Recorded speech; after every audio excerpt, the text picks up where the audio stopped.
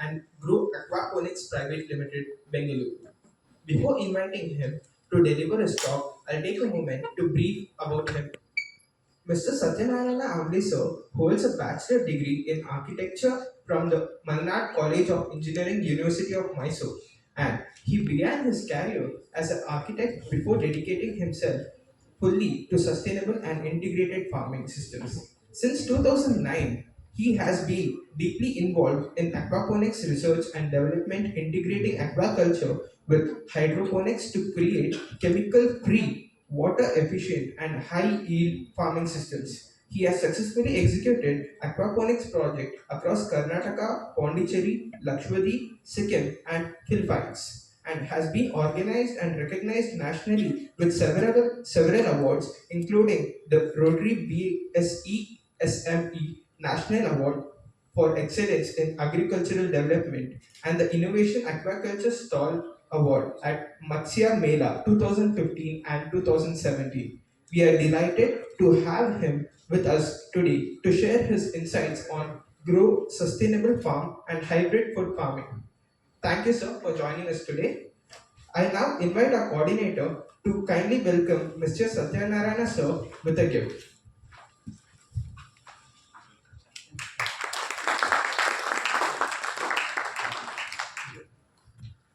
So this is the upcoming technology, green technology, it is also called.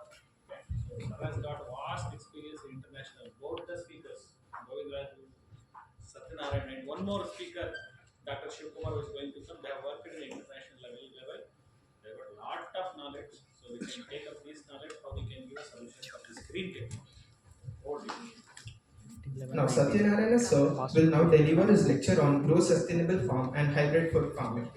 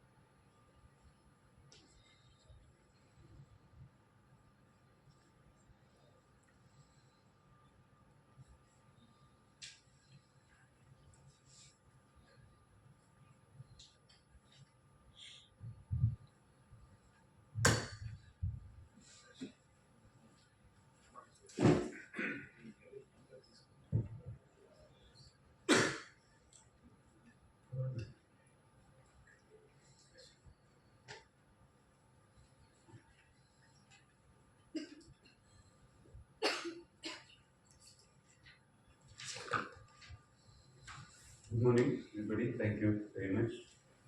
My name is Satyanarayan. Uh, which language will be comfortable? Kannada? Kannada. Okay. So ಮೊದಲೇ ಹೇಳಿದ್ದಾರೆ ಇಂಟ್ರೊಡಕ್ಷನಲ್ಲಿ so ನಾನೊಬ್ಬ architecture so ಯಾವುದೇ ಥರ agriculture ಆಗಲಿ business degree ಇಲ್ಲ so ಇದು mainly passion ಇದರಿಂದ ಒಂದು 15 ವರ್ಷ ಎದ್ದು ಬಿದ್ದು ಕಲ್ತಿರೋದು ಹಾಗಾಗಿ ಎಕ್ಸ್ಪೀರಿಯನ್ಸ್ ಮೇಲೆ ಮಾಡಿರುವಂಥದ್ದು ಅದೇ ನಾವು ಫಸ್ಟು ಆರ್ಕಿಟೆಕ್ಚರ್ ಮಾಡುವಾಗ ಕೂಡ ಮುಖ್ಯವಾಗಿ ಪರಿಸರ ಸಂರಕ್ಷಣೆ ವಾಟರ್ ಕನ್ಸರ್ವೇಷನ್ ಅದ್ರ ಬಗ್ಗೆ ಜಾಸ್ತಿ ಕೆಲಸ ಮಾಡ್ತಾ ಇದ್ವಿ ಈಕೋ ಫ್ರೆಂಡ್ಲಿ ಬಿಲ್ಡಿಂಗ್ಸ್ ಅದ್ರ ಮೇಲೆ ಸೊ ಆ ಒಂದು ಇಂಟ್ರೆಸ್ಟಿಂದ ಒಂದು ಈ ಫೀಲ್ಡಿಗೆ ಬಂದಿತ್ತು ಮತ್ತು ಅಗ್ರಿಕಲ್ಚರಿಂದ ಬಂದು ಪ್ಯಾಷನ್ ಫ್ಯಾಮಿಲಿ ಬ್ಯಾಕ್ಗ್ರೌಂಡು ಇದೆ ಇರ್ತದೆ ಸೊ ಇದರಲ್ಲಿ ಎರಡು ಮೂರು ಒಂದು ಟೆಕ್ನಾಲಜಿನ ಏನಾಗುತ್ತೆ ಅಂದರೆ ಒಂದು ಟೆಕ್ನಾಲಜಿ ಅಂದ ತಕ್ಷಣ ನಾವು ಇದನ್ನು ಆದಷ್ಟು ಹೊರದೇಶಗಳಿಗೆ ಕಂಪೇರ್ ಮಾಡ್ತೀವಿ ಟೆಕ್ನಾಲಜಿ ಅನ್ನೋದು ನಮ್ಮ ಇದಕ್ಕೆ ಇಲ್ಲ ಟ್ರೆಡಿಷನಲ್ ಇಂಡಿಯಾ ನಮ್ಮ ದೇಶದಲ್ಲಿ ಟ್ರೆಡಿಷನಲ್ ಫಾರ್ಮಿಂಗ್ ಅಥವಾ ಟ್ರೆಡಿಷನಲ್ ಪದ್ಧತಿಗಳಿಂದ ಜಾಸ್ತಿ ಬಂದಿರೋದ್ರಿಂದ ನಮ್ಮ ಮುಖ್ಯ ಉದ್ದೇಶ ಏನಿತ್ತಪ್ಪ ಅಂದರೆ ಇದನ್ನು ಹೇಗೆ ನಮ್ಮ ದೇಶಕ್ಕೆ ಅಲೋಟ್ ಮಾಡ್ಕೋಬೋದು ಮತ್ತು ನಮ್ಮ ಎಕನಾಮಿಕ್ ಕಂಡೀಷನ್ಗಳಿಗೆ ಹೇಗೆ ಇದು ಮಾಡ್ತೀವಿ ಮೊದಲು ನಮ್ಮ ಮುಖ್ಯವಾಗಿ ಒಂದು ಪದ್ಧತಿ ನಾವು ಬಳಸುವಂಥದ್ದು ಆಕ್ವಾಪಾನಿಕ್ಸ್ ಅಂತ ಹೇಳಿತ್ತು ಅದ್ರ ಬಗ್ಗೆ ಮೊದಲು ಇದು ಮಾಡ್ತೀವಿ. 2 ಪ್ರೆಸೆಂಟೇಷನ್ ಇದೆ. ಅದಾದಮೇಲೆ ನಂತರ ನಾವು ಅದನ್ನು ಒಂದು ಬಳಸ್ಕೊಂಡು ಈ ಹೈಬ್ರಿಡ್ ಫುಡ್ ಫಾರ್ಮಿಂಗ್ ಅಂತ ಏನು ಹೊಸದಾಗಿ ಒಂದು ಪ್ರಯತ್ನ ಪಟ್ಟಿದ್ದೇವೆ ಅದ್ರ ಬಗ್ಗೆ ಇದು ಮಾಡ್ತೀವಿ. 2 ಪ್ರೆಸೆಂಟೇಷನ್ ಇರುತ್ತೆ ನಮಗೆ. ಸೊ ಮೊದಲನೇದಾಗಿ ಬಂದು ಈ ಆಕ್ವಾಪಾನಿಕ್ಸ್ ಹೇಗೆ ಅಂತಂದರೆ ಈಗ 2 ಥರ ಇರುತ್ತೆ. ಒಂದು ಮೀನುಗಾರಿಕೆ ಮತ್ತು ಇನ್ನೊಂದು ನಾವು ನಮ್ಮ ಏನು ದಿನನಿತ್ಯ ಬಳಕೆಗೆ ಬೇಕಾದಂಥ ತರಕಾರಿಗಳು, ಇದು ಮುಖ್ಯವಾಗಿ ತರಕಾರಿಗಳು. ಕೃಷಿ ಒಂದು ಇದರಲ್ಲಿ ಬರೋದಿಲ್ಲ. ಕೃಷಿಯಿಂದ ನಾವು ಅಕ್ಕಿ ಬೇಳೆ ಏನು ಬರುತ್ತೆ ನಿಮಗೆ ಹಾರ್ಟಿಕಲ್ಚರ್ ಪ್ರೊಡ್ಯೂಸರ್ಸ್ ಅಂತ ಕರೀತೀವಿ. ಮೊದಲಾಗಿ ಇದರಲ್ಲಿ 2 ಥರ ಒಂದು ಬೇರೆ ಬೇರೆ ತಂತ್ರಜ್ಞಾನ ಬಳಸುವಂಥದ್ದು. ಒಂದು ರೀಸರ್ಕ್ಯುಲೇಟರಿ ಆಕ್ವಾಕಲ್ಚರ್ ಸಿಸ್ಟಮ್ ಅಂತ ಕರಿತೀವಿ. ರೀಸರ್ಕ್ಯುಲೇಟರಿ ಆಕ್ವಾಕಲ್ಚರ್ ಸಿಸ್ಟಮ್ ಹೇಗಪ್ಪ ಅಂದರೆ ಈಗ ಸಾಧಾರಣವಾಗಿ ಮೀನುಗಾರಿಕೆ ಎಲ್ಲ ಮಾಡುವಾಗ ನ್ಯಾಚುರಲ್ ಆಗಿ ನದಿಗಳಲ್ಲಿ, ಸಮುದ್ರಗಳಲ್ಲಿ ಅದನ್ನು ನ್ಯಾಚುರಲ್ ಫಾರ್ಮಿಂಗ್ ನಮ್ಮಿಂದ ಇರ್ತದೆ, ವೈಲ್ಡ್. ಆಮೇಲೆ ಕಂಟೈನ್ ಫಾರ್ಮಿಂಗ್ ಅಂತ ಬಂದಾಗ ಈ ನ್ಯಾಚುರಲ್ ಆಗಿ ಡೆವಲಪ್ ಆಗಿರೋ ಲೇಕ್ಗಳಲ್ಲಿ ಇರ್ಬೋದು ಅಥವಾ ಆರ್ಟಿಫಿಷಿಯಲ್ ಆಗಿ ಮಾಡ್ಕೊಂಡಿರೋಂಥ ಪಾಂಡ್ಗಳಲ್ಲಿ ಫಿಶ್ ಫಾರ್ಮಿಂಗ್ ಇದೆಲ್ಲ ಮಾಡಲಿಕ್ಕೆ ಶುರು ಮಾಡಿದ್ವಿ. ಇದರಲ್ಲಿ ಬೇಕಾದಷ್ಟು ಸಮಸ್ಯೆಗಳು ಬರುತ್ತೆ. ಏಕೆಂದರೆ ನ್ಯಾಚುರಲ್ ಸ್ಟ್ಯಾಗ್ನೆಂಟ್ ವಾಟರ್ ಅಂತ ನಿಂತಿರೋ ನೀರಲ್ಲಿ ಏನಾಗುತ್ತೆ ಅಂದರೆ ನಿಮಗೆ ಅದು ಸಾಕಷ್ಟು ದಿನ ಶುದ್ಧವಾಗಿರೋದಿಲ್ಲ. ಒಂದ್ಸಲಿ ಮೀನುಗಳು ಬಿಟ್ಟಾಗ ಮೀನು ಆಹಾರ ತಿಂತವೆ, ಅದನ್ನು ಆಹಾರ ವೇಸ್ಟೇಜ್ ಬರುತ್ತೆ, ಅದರಿಂದಾಗಿ ಇದಾಗುತ್ತೆ. ಸೊ ಅದನ್ನು ನೀರನ್ನು ಕ್ಲೀನ್ ಮಾಡ್ತಾ ಇರಬೇಕಾಗತ್ತೆ, ಇಲ್ಲಾಂದರೆ ಕಲ್ಮಶ ಆಗಿ ಈಗ ಕಂಡೀಷನ್ಗಳು. ಹಾಗಾಗಿ ಎಷ್ಟೋ ಜನ ಇವಾಗ ಅದೇ ಥರ ನೋಡಿರೋ ಥರ ಬೆಳೆಸ್ತಾರೆ. ಬಟ್ ಅದು ನಮ್ಗೆ ಗೊತ್ತಿಲ್ಲದೆ ನಾವು ತಿಂತೀವಿ. ಈ ಕೆಲವು ಕಡೆ ಎಲ್ಲ ನಾವು ಹೋಗಿ ನೋಡಿದರೆ ಹೇಗೆ ತರಕಾರಿಗಳಾಗಲಿ ಅಥವಾ ಮೀನುಗಳಾಗಲಿ ಸಾಕಾಣಿಕೆ ಮಾಡ್ತಾರೆ, ಬೆಳ್ತಾರೆ, ಅದನ್ನು ನಾವು ತಿನ್ನೋದೇ ಬಿಟ್ಬಿಡ್ತೀವಿ. ಆ ಥರ ಕಂಡೀಷನಲ್ಲಿ ಮಾಡ್ತಾರೆ. ಅದೇನಂದರೆ ಕಮರ್ಷಿಯಲ್ ಆಗಿ ಯೂಸ್ ಮಾಡಬೇಕಾಗುತ್ತೆ. ಅದು ನಮ್ಮದು ಅದಕ್ಕೆ ಒಂದು ಶುದ್ಧ ರೀತಿಯಲ್ಲಿ ಅಥವಾ ಒಂದು ಪರಿಸರ ಸಂಪತ್ತು ನೀರನ್ನು ಉಳಿತಾಯಕ್ಕೆ ಏನು ಮಾಡಬೇಕು ಅಂದರೆ 2 ಒಂದು ತಂತ್ರಜ್ಞಾನ ಮಿಶ್ರಣ ಹಾಕ್ಕೊಳ್ತಾರೆ.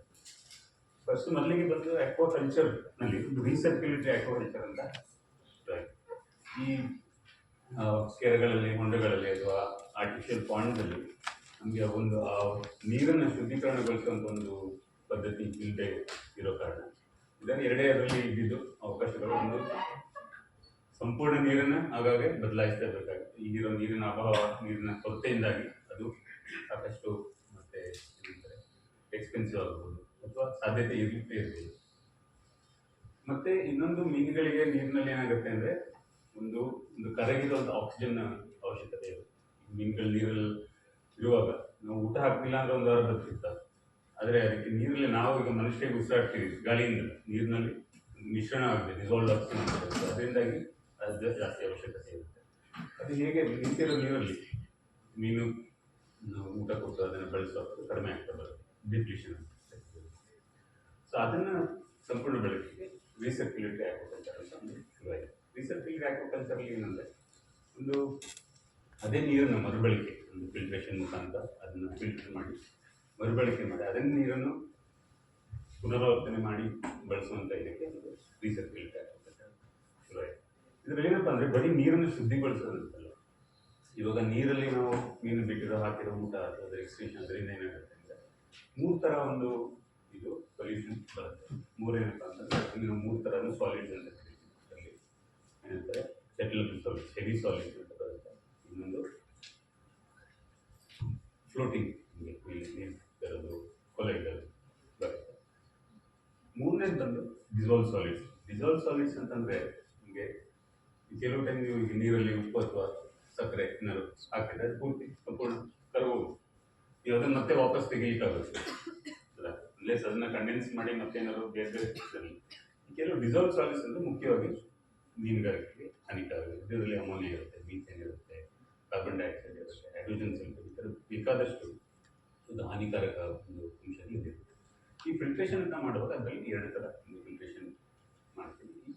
ಅದರಲ್ಲಿ ಒಂದು ಮೆಕ್ಯಾನಿಕಲ್ ಫಿಲ್ಟ್ರೇಷನ್ ಅಂತ ಬರುತ್ತೆ. ಮೆಕ್ಯಾನಿಕಲ್ ಫಿಲ್ಟ್ರೇಷನ್ ಒಂದು ಮುಖ್ಯವಾಗಿ washing machine pre wash heavy solids ಏನಿರುತ್ತೆ ಒಂದು ಅದನ್ನು ಎಕ್ಸ್ಟ್ರಾಕ್ಟ್ ಮಾಡೋದು.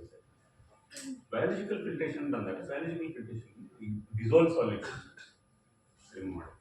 ಡಿಸಾಲ್ವ್ ಸಾಲಿಡ್ಸ್ ರಿಮೂವ್ ಮಾಡೋದು ಕೆಲವು ಬ್ಯಾಕ್ಟೀರಿಯಾಗಳನ್ನ, ಕೆಲವು ನ್ಯಾಚುರಲ್ ಆಗಿ ಇದಾಗುತ್ತೆ, ಮತ್ತು ಕೆಲವನ್ನ ನಾವು ತಗೊಂಡು ಬ್ರೀಡ್ ಮಾಡಬೇಕು. ಈ ಬ್ಯಾಕ್ಟೀರಿಯಾಗಳು ಏನಾಗುತ್ತೆ, ಈ ಹಾನಿಕಾರವಾಗಿರುವ ಅಮೋನಿಯಾ, ಮೀಥೇನ್ ಇರ್ಬೋದು, ಇದನ್ನ ಕನ್ವರ್ಟ್ ಮಾಡಿ ಮೊದಲು ನೈಟ್ರೇಟ್ ಅಂತ ಆಗುತ್ತೆ, ಅದಾದ ನಂತರ ಅದನ್ನು ನೈಟ್ರೇಟ್ ಅಂತ ಕನ್ವರ್ಟ್ ಮಾಡಿ ಆ ನೀರನ್ನು ವಾಪಸ್ ಮೀನುಗಳಿಗೆ ಇಟ್ಟಾಗ ಆ ನೀರು ಮೀನುಗಳಿಗೆ ಹಾನಿಕಾರವಾಗಿರುವುದಿಲ್ಲ.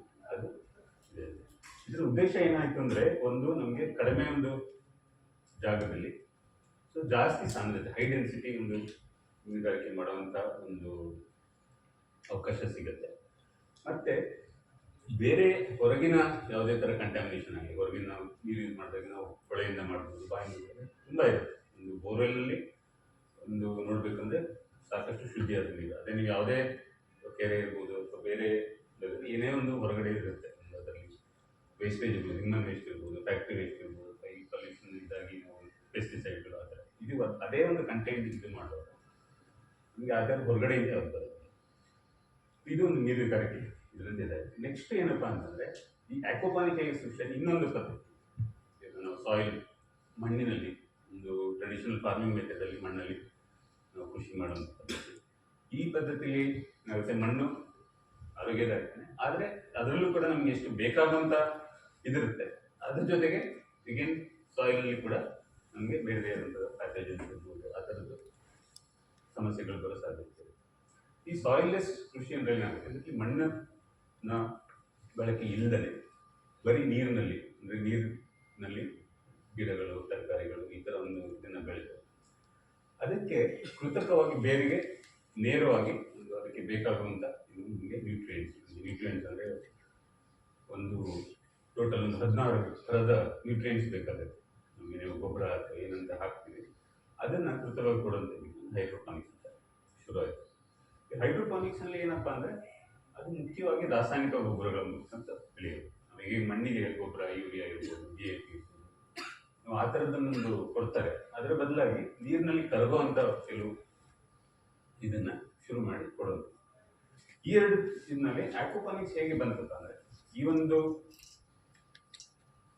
ಬರೀ ನೀರಿನಲ್ಲಿ ಬೆಳೆಯುವಂಥ ಒಂದು ತರಕಾರಿ ಬೆಳೆ ಇರ್ಬೋದು, ಅದಕ್ಕೆ ಬೇಕಾಗಿರುವಂಥದ್ದು ಈ ಒಂದು ರಾಸಾಯನಿಕ ಗೊಬ್ಬರ ಅಲ್ಲದೆ ಹೇಗೆ ನಾವು ಅದನ್ನು ಆರ್ಗ್ಯಾನಿಕ್ ಅಥವಾ ಒಂದು ಸಾವಯವ ಮಾಡ್ತೀವಿ. ನಾವು ಈ ರೀಸರ್ಕ್ಯುಲೇಟರಿ ಆಕ್ವಾಕಲ್ಚರ್ನಲ್ಲಿ ನಾವು ಏನು ಈ ಬಯೋಲಜಿಕಲ್ ಫಿಲ್ಟರ್ ಮುಖಾಂತರ ನಮಗೆ ನೈಟ್ರೇಟ್ ಅಂತ ಬರೀತದೆ. ಈ ನೈಟ್ರೇಟ್ನಲ್ಲಿ ನಮಗೆ ಗಿಡಗಳಿಗೆ ಬೇಕಾಗುವಂಥ ಆಲ್ಮೋಸ್ಟ್ 9 ರಿಂದ 10 ಪೂರಕ ಒಂದು ನ್ಯೂಟ್ರಿಯೆಂಟ್ಸ್ ಅಥವಾ ಅದಕ್ಕೆ ಬೇಕಾದಂಥ ಆಹಾರ ಇದೆ, ನಮಗೇನು ಗೊಬ್ಬರಗಳು ಕೊಡ್ತೀವಿ ಅದನ್ನು ಬಳಸಿಕೊಂಡು ಯಾವುದೇ ಥರ ಕೆಮಿಕಲ್ ಯೂಸ್ ಇಲ್ಲದೆ ಅದನ್ನು ಬೇರುಗಳಿಗೆ ಡೈರೆಕ್ಟಾಗಿ ಇದು ಮಾಡೋದ್ರಿಂದ ಈ ಗಿಡಗಳು ಅದನ್ನು ಸಂಪೋರ್ಟ್ ಹೋಗ್ತವೆ. ಈ ಕೆಮಿಕಲ್ ಫಾರ್ಮಿಂಗಲ್ಲಿ ಏನಾಗುತ್ತೆ ಅಂದರೆ, ನಮಗೆ ನಾವು ಅದನ್ನು ಎಲ್ಲ ಕ್ಯಾಲ್ಕುಲೇಟ್ ಮಾಡಬೇಕು ಎಷ್ಟು kg ಬೇಕು. ಈ ನ್ಯಾಚುರಲ್ ಫಾರ್ಮಿಂಗ್ ಮಾಡುವಾಗ ಬೇರುಗಳು ಹೇಗೆ ಅಂದರೆ ಎಷ್ಟು ಬೇಕು ಅದನ್ನು ಇದು ಮಾಡ್ತೀವಿ. ಅದರಿಂದಾಗಿ ಮತ್ತೆ ಈ ಬೇರುಗಳು ಈ ನೈಟ್ರೇಟನ್ನು ಬಳಸ್ಕೊಂಡು ಮತ್ತೆ ನೀರನ್ನು ಇನ್ನೊಂದು ಹಂತಕ್ಕೆ ಶುದ್ಧಿಗೊಳಿಸಿ, ಸೊ ಮತ್ತೆ ಅದೇ ನೀರನ್ನು ವಾಪಸ್ ಮೀನುಗಾರಿಕೆ ಬಳಸಿ. ಇದರಿಂದ ಯಾಕೆಂದರೆ ಸಾಕಷ್ಟು ಉಪಯೋಗಗಳೇನಪ್ಪ ಅಂತಂದರೆ, ಒಂದು ಮೀನುಗಾರಿಕೆ ಉದ್ದೇಶದಿಂದ ಆಲ್ಮೋಸ್ಟ್ ಒಂದು ನಮ್ಮ ಇದನ್ನು ಮಾಡಿದರೆ ಒಂದು 3 ರಿಂದ 6 ಪಟ್ಟು ಏನು ನೀರಿನ ಇದಿರುತ್ತೆ ಆ ಇದರಲ್ಲಿ 3 ರಿಂದ 6 ಪಟ್ಟು ಮೀನಿನ ಒಂದು ಸಾಂದ್ರತೆ ಡೆನ್ಸಿಟಿ ಬಳಸೋ ಸಾಧ್ಯತೆ ಕಳೀತದೆ ಬೇರೆ ಬೇರೆ ಥರ ಇದು ಮಾಡ್ತೀವಿ. ಯಾಕೆ ಅಂದರೆ, ಈಗ ಒಂದು ಶುದ್ಧವಾಗಿರೋ ನೀರು ಕೊಡ್ತೀವಿ. ಈಗ ಮೀನು ಮಾಡುವಾಗ ನಾವು ಸ್ಟಾಗ್ನೆಂಟ್ ಪಾಂಡ್ ಅಥವಾ ನಿಂತಿರೋ ನೀರಲ್ಲಿ ಬೆಳೆಯುವಾಗ ಏನಾಗುತ್ತೆ ಅಂದರೆ, ಅದಕ್ಕೆ ಇಷ್ಟು ಜಾಗ ಬೇಕು ಅಂತಂದಿರುತ್ತೆ. ಒಂದು ಇಷ್ಟು ಲೀಟ್ರ್ ಒಂದು ನೀರು ಬೆಳಲಿಕ್ಕೆ 100 ಲೀಟ್ರ್ ಯಾಕಪ್ಪ ಅಂತಂದರೆ, ಅದು ಏನಾಗಿ ಓಡಾಡ್ಲಿಕ್ಕೆ ಜಾಗ ಬೇಕಂತ. ಅದಕ್ಕೆ ಅದರಲ್ಲಿರೋ ಒಂದು ಆಕ್ಸಿಜನ್ ಏನು ಒಂದು ವಿಜುವಲ್ ಆಕ್ಸಿಜನ್ ಇರುತ್ತೆ ಅದರ ಒಂದು ಲೆವೆಲ್ ಇಷ್ಟು ಇರಬೇಕು. ಅದನ್ನು ನಾವು ಇಲ್ಲಿ ಕೃತಕವಾಗಿ ಕೊಡುವಾಗ ಒಂದು ನೀರಿನ ಶುದ್ಧತೆ ಆಗುತ್ತೆ, ಪ್ಲಸ್ ಅದಕ್ಕೆ ನಾವು ಪೂರಕವಾಗಿ ಮತ್ತೆ ಏರೇಟರ್ಸ್ ಅಥವಾ ಏರ್ ಗ್ರೋಸ್ ಯೂಸ್ ಮಾಡ್ತೀವಿ. ಅದರಿಂದ ಕೂಡ ಸ್ಪ್ರೇ ಮಾಡ್ತೀವಿ, ಮೀನಿನ ಸಾಂದ್ರತೆ ಇದು ಮಾಡ್ತೀವಿ. ಮತ್ತು ಇದೇ ನೀರು ನಾವು ರೀಸರ್ಕ್ಯುಲೇಟರಿ ಸಿಸ್ಟಮ್ನಲ್ಲಿ ಮತ್ತೆ ಅದೇ ಹರಿಯುವಂತ ಮಾಡೋದಿಲ್ಲ. ಆಲ್ಮೋಸ್ಟ್ 98% ಅಷ್ಟೇ ನೀರಿನ ಇದರಲ್ಲಿ ರೀಯೂಸ್ ಮಾಡ್ಬೋದು. 98% ಸೇವ್. ನಾವು ಟ್ರೆಡಿಷನಲ್ ಮೆಥಡಲ್ಲಿ ಮಾಡುವಾಗ ಹೇಗೆ ಅಂದರೆ, ಏನೇ ಮಾಡಿದರೂ ರೀಸರ್ಕ್ಯುಲರ್ ವಾಟರ್ ಎಕ್ಸ್ಚೇಂಜ್ ಅಂತ ಕರಿತೀವಿ. ಅದನ್ನೇ ಮಾಡುವಾಗ ಅಟ್ಲೀಸ್ಟ್ ತಿಂಗಳಿಗೆ ಒಮ್ಮೆನಾದರೂ ಒಂದು ಪೂರ್ತಿ 100% ನೀರು ರಿಪ್ಲೇಸ್ ಮಾಡೋಂಥ ವಾರಕ್ಕೆ ಕಾಲು ಭಾಗ ಅಥವಾ 1/3 ನೋಡ್ಕೊಂಡಿದ್ದೀವಿ. ಇದೇ ಒಂದು ಇದರಲ್ಲಿ ಮತ್ತೆ ಎರಡನೇ ಅಡ್ವಾಂಟೇಜ್ ಏನಾಗುತ್ತೆ ಅಂದರೆ ನಿಮಗೆ ಯಾವುದೇ ಥರ ಇಲ್ಲಿ ಕೆಮಿಕಲ್ ಒಂದು ಗೊಬ್ಬರದ ಅವಶ್ಯಕತೆ ಆಗಲಿ, ಬೇರೆ ಅಡಿಷನಲ್ ಕೆಲವು ಸಪ್ಲಿಮೆಂಟ್ಸ್ ಅಂತ ಇರುತ್ತೆ, ಕೆಲವು ಸಾಲ್ಟ್ಸ್ ಅಂತ ಇರುತ್ತೆ, ಐರನ್ ಡಿಫಿಷಿಯನ್ಸಿ ಬರುತ್ತೆ, ಆ ಥರದ್ದೆಲ್ಲ ಕೆಲವು ಮೈನರ್ ಆಗಿ ಕೊಡಲೇಬೇಕಾದ ಪರಿಸ್ಥಿತಿಗಳು ಬರುತ್ತೆ. ಅದರಲ್ಲಿ ಮೇಜರ್ ಏನು ಮ್ಯಾಕ್ರೋ ನ್ಯೂಟ್ರಿಯೆಂಟ್ಸ್, ನೈಟ್ರೋಜನ್ ಇರ್ಬೋದು, ಫಾಸ್ಫರಸ್ ಇರ್ಬೋದು, ಪೊಟ್ಯಾಷಿಯಂ ಇರ್ಬೋದು, ಆ ಥರದ್ದೆಲ್ಲ ಇದರಲ್ಲಿ ಬೇಕಾದಷ್ಟು. ಆಮೇಲೆ ಕಡಿಮೆ ಜಾಗ ಅಂದರೆ ಇವಾಗ ಒಂದು ನಾವು ಹೇಗೆ ಮೀನಿನ ಬಗ್ಗೆ ನಾನು ಇಷ್ಟು ಜಾಗ ಇಷ್ಟು ನೀರು ಇದರಲ್ಲಿ ಮಾಡಬೇಕು ಅಂತ, ಅದಕ್ಕೆ ಜಾಗ ಮೀನಾಗಿ ಇದಕ್ಕೆ ಬೇಕಂತಲ್ಲ, ಅದರಲ್ಲಿರೋ ಆಪ್ಷನ್. ಅದೇ ಥರ ಗಿಡಗಳಲ್ಲಿ ನಾವು ಏನು ಮಾಡ್ತೀವಿ ಅಂದರೆ ಟ್ರೆಡಿಷನಲ್ ಮೆಥಡಲ್ಲಿ ನೀವು ಕೇಳಿರ್ಬೋದು, ಯಾವುದೇ ಥರ ಗಿಡ, ತೆಂಗಿನ ಮರ 20 ಅಡಿ ಬಿಡಬೇಕು, ಬಾಳೆ ಗಿಡ 5 ಅಡಿ ಬಿಡಬೇಕು, ಟೊಮೆಟೊ 3 ಅಡಿ. ಯಾಕೆ ಅಂದರೆ ಅದು ಮತ್ತೆ ನಾವು ಏನು ಮಣ್ಣಿನಲ್ಲಿ ಬೆಳಿತೀವಿ, ಈ ಮಣ್ಣು ನಮಗೆ ಗಿಡಗಳಿಗೊಂದು ಕಿಚನ್ ಇದ್ದಂಗೆ. ನಾವು ಏನದಕ್ಕೆ ಗೊಬ್ಬರ ಹಾಕ್ತೀವಿ, ಅದು ಗೊಬ್ಬರ ಅನ್ನೋದು ಅದು ನೇರವಾಗಿ ಬೇರುಗಳಿಗೆ ಸಿಗೋದಿಲ್ಲ. ಅದೇನೆಂದರೆ ಈ ಮಣ್ಣನ್ನು ಕಿಚನ್ ಥರ ನಾವು ಕೊಡುವಂಥ ಗೊಬ್ಬರಗಳಿದೆ, ಅದನ್ನು ನಾವು ರೇಷನ್ ಕೊಟ್ಟ ಅಕ್ಕಿ ಬೆಳೆ ಏನು ಸಪ್ಲೈ ಮಾಡ್ತೀವಲ್ಲ ಆ ಥರ. ಈ ಗಿಡಗಳು ತಮ್ಮ ನೀರಿನ ಮುಖಾಂತರ ಅದನ್ನು ಯೂಸ್ ಮಾಡಿಕೊಂಡು ಬೆಳೀತವೆ. ಅದಕ್ಕೋಸ್ಕರ ಆ ನೀರು in search of food and water ಅಂತೆ, ಅದಕ್ಕೋಸ್ಕರ ಬೇರುಗಳು ಕೆಲವು ಕಡಿಮೆ. ಅದಕ್ಕೋಸ್ಕರ ಬೇರ್ಗೆ ಜಾಗ ಕೊಡ್ಲಿಕ್ಕೆ ಇಷ್ಟು ಜಾಗ ಬೇಕು ಅಂತ. ಆದರೆ ಈ ಇದರಲ್ಲಿ ನಾವು ನೇರವಾಗಿ ಬೇರುಗಳಿಗೆ ಅದು ಬೇಕಾದಂಥ ಪೋಷಕಾಂಶಗಳನ್ನ ಕೊಡೋದ್ರಿಂದ ಅದರದ್ದು ಏನು ಸ್ಪ್ರೆಡ್ ಆಗುವಂತಿರುತ್ತೆ ಅದು ಕಡಿಮೆ ಆಗುತ್ತೆ. ಹಾಗಾಗಿ ಇದನ್ನ ಗಿಡಗಳ ಸಾಂದ್ರತೆ ಕೂಡ ನಾವು ಇದರಲ್ಲಿ 4 ರಿಂದ 8 ಪಟ್ಟು ಅಂದರೆ ಡಿಪೆಂಡ್ಸ್. ಅಂದರೆ ಯಾವುದು ಕೆಲವು ಕಡಿಮೆ ರೂಟ್ ಇರುತ್ತೆ, ನಾವು ಇದೆಲ್ಲ ಲೀಫಿ ವೆಜಿಟೇಬಲ್ಸ್ ಅಂತ ಕರಿತೀವಿ, ಸೊಪ್ಪುಗಳಿರ್ಬೋದು, ಲಿಟ್ಯೂಸ್ ವೆರೈಟಿಗಳು ಅಲ್ಲಿರುತ್ತೆ. ಬೇರೆ ಥರ ಫ್ರೂಟ್ ವೆಜಿಟೇಬಲ್ಸ್, ಕುಕುಂಬರ್ ಇರ್ಬೋದು, ಕ್ಯಾಪ್ಸಿಕಮ್ ಇರ್ಬೋದು, ಟೊಮೆಟೊ, ಈ ಥರದಕ್ಕೆಲ್ಲ ಸ್ವಲ್ಪ ಜಾಸ್ತಿ ಇರುತ್ತೆ. ಅದು ಕೂಡ 4 ರಿಂದ 8%. ಒಂದಿದ್ರಲ್ಲಿ ಏನೈತೆ ಜಾಗದ ಉಳಿತಾಯ ಆಯಿತು, ಮತ್ತು ನೀರಿನ 98%, ಮತ್ತು ಬೇರೆ ಯಾವುದೇ ಥರ ಕೆಮಿಕಲ್ ಇಲ್ಲದೆ ಇರೋದ್ರಿಂದ ಇದರಲ್ಲಿ ಇದು ಟೋಟಲಿ ಆರ್ಗ್ಯಾನಿಕ್ ಒಂದು ಪ್ರೊಡಕ್ಷನ್ ಇದರಲ್ಲಿ ಸಿಗುತ್ತೆ. ಮತ್ತು ಇದು ಒಂದು ಸ್ವಂತ ತಾನೇ ನಾವು ಆಟೋಮೇಟೆಡ್ ಅನ್ನೋದೊಂದು ಕೆಲವು ಏನಾಗುತ್ತೆ ಅಂದರೆ 2 ಥರ ಬರುತ್ತೆ. ಒಂದು ನಾವು ಆಟೋಮೇಷನ್ ತಕ್ಷಣ ನಾವು ಅದಕ್ಕೆ ಇಮಿಡಿಯೇಟ್ಲಿ ನಮಗೆ ಬರೋದು ಟೆಕ್ನಾಲಜಿ, ಗ್ಯಾಜೆಟ್ಸು ಅಥವಾ ಸೆನ್ಸರ್ಸು ಅಥವಾ ಮೇನೆ. ಇದು ಹೇಗೆ ಆಟೋಮೇಟೆಡ್ ಅಂದರೆ ಸೇಮ್ ರೀಸೈಕಲ್ ಆಗುತ್ತೆ, ಎರಡಕ್ಕೆ ಒಂದಕ್ಕೊಂದು ಸಪೋರ್ಟ್ ಮಾಡಿಕೊಂಡು ಬೆಳೆಯುವಂಥ ಇದು ಬರುತ್ತೆ. ಒಂದು ನ್ಯಾಚುರಲ್ ಬೆನಿಫಿಟ್ಸ್ ಆಯಿತು, ಅದಾದಮೇಲೆ ಈ ಕಮರ್ಷಿಯಲ್ ಬೆನಿಫಿಟ್ಸ್ ಅಂತ ಹೇಳಿ. ಕಮರ್ಷಿಯಲ್ ಬೆನಿಫಿಟ್ಸ್ ಹೇಗಪ್ಪ ಅಂತಂದರೆ, ಈ ಒಂದು ಜಾಗದ ಇರೋದ್ರಿಂದ ಫಸ್ಟ್ ನಿಮಗೆ ಗೊತ್ತು, ಮೊದಲೆಲ್ಲ ಅಂದರೆ ನಾವು 1000 ಎಕರೆಗಳು ಆ ಥರ ಎಷ್ಟು ಒಂದು ಜಾಗದ ಉಳಿತಾಯ ಆಗುತ್ತೆ. ಒಂದು ಎಕರೆನಲ್ಲಿ ಆಲ್ಮೋಸ್ಟ್ 8% ಅಂದರೆ ನಿಮ್ಗೆ 7 ಎಕರೆ ಅಷ್ಟು ಜಾಗ ಉಳಿತಾಯ ಅದು ಒಂದಿದೆ. ನೀರಿನ ಉಳಿತಾಯ ಮತ್ತು ಪ್ರೊಡಕ್ಷನ್ ನಿಮಗೆ ಇದರಲ್ಲಿ ಒಂದು 4 ರಿಂದ 8 ಪಟ್ಟು ಜಾಸ್ತಿ ಆಗೋದ್ರಿಂದ ಅಷ್ಟೇ ಒಂದು. ಮತ್ತು ಇದಕ್ಕೆಲ್ಲ ಬೇಕಾಗುವಂಥ ಏನು ಒಂದು ಲೇಬರ್ ಅಂತ ಹೇಳ್ತೀವಿ, ಖರ್ಚುಗಳಿರುತ್ತೆ, ಅದು ಕೂಡ ಕಡಿಮೆ ಆಗ್ತದೆ.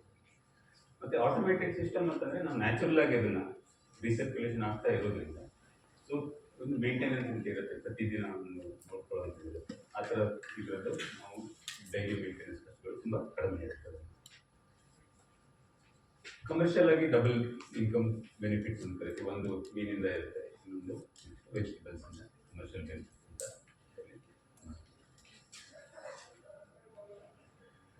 Hydroponics already. ಸೊ ಇದು ಒಂದು ಬೇಸಿಕ್ ಆಗಿ ಆಕ್ವಾಪಾನಿಕ್ಸ್ ಅಂದರೆ ಇದು ನಮ್ಮ ಇದಕ್ಕೆ ಹೋಗಿ ಮುಂಚೆ ಏನಾದ್ರು ಡೌಟ್ಸ್ ಇದ್ದರೆ ಕೇಳ್ಬೋದು, ಆಮೇಲೆ ಕಂಟಿನ್ಯೂ ಮಾಡ್ತೀನಿ.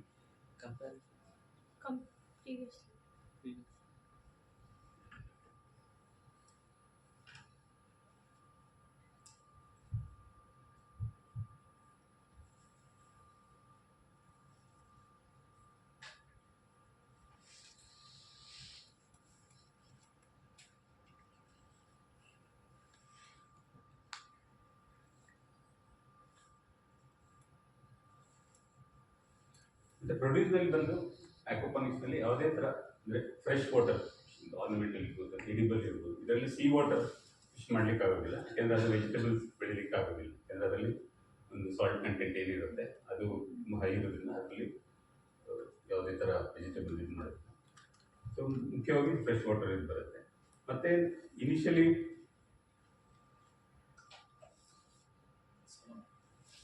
ಸೊ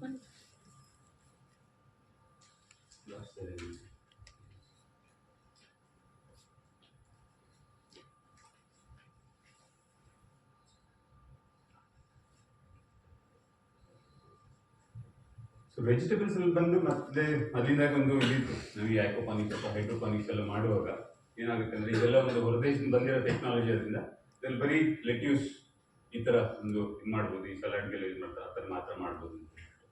ಅದು ಒಂದು ಅದು ಇಲ್ಲಿ ಎಷ್ಟಿರುತ್ತೆ, ಅದಕ್ಕೆ ಯಾವ್ದು ಇರುತ್ತೆ, ಮಾರ್ಕೆಟ್ ಇರುತ್ತೆ, ಇರೋದು ಇರುತ್ತೋ ಇಲ್ವೋ ಅನ್ನೋದೊಂದು ಇದೆ.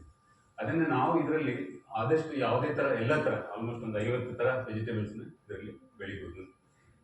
ಏನಾಗುತ್ತೆ ಅಂದ್ರೆ ಒಂದು ನಮ್ಮ ಯಾವುದು ಮಾರ್ಕೆಟಿಂಗ್ ಇದಿರುತ್ತೆ ಅದೊಂದು ಅವೈಲೇಬಿಲಿಟಿ ಅಥವಾ ಕ್ರೈಸಿಸ್ ಅದನ್ನು ನೋಡಿಕೊಂಡು ಒಂದು ಯಾವುದಾದ್ರು ಕ್ರಾಪ್ ನಾರ್ಮಲಿ ಮಾಡುವಾಗ ಏನಾಗುತ್ತೆ ಅಂದ್ರೆ ತುಂಬಾ ಕಷ್ಟಪಟ್ಟು ಬೆಳೆದು ಅದಕ್ಕೆ ಕಮರ್ಷಿಯಲ್ ವ್ಯಾಲ್ಯೂ ಅಂದಾಗ ಅದರಲ್ಲಿ ಒಂದು ನಾವು ಸಾಧನೆ ಮಾಡಬೇಕು ಅಂತ ಮಾಡುವ ಪರಿಸ್ಥಿತಿ ಬರುತ್ತೆ.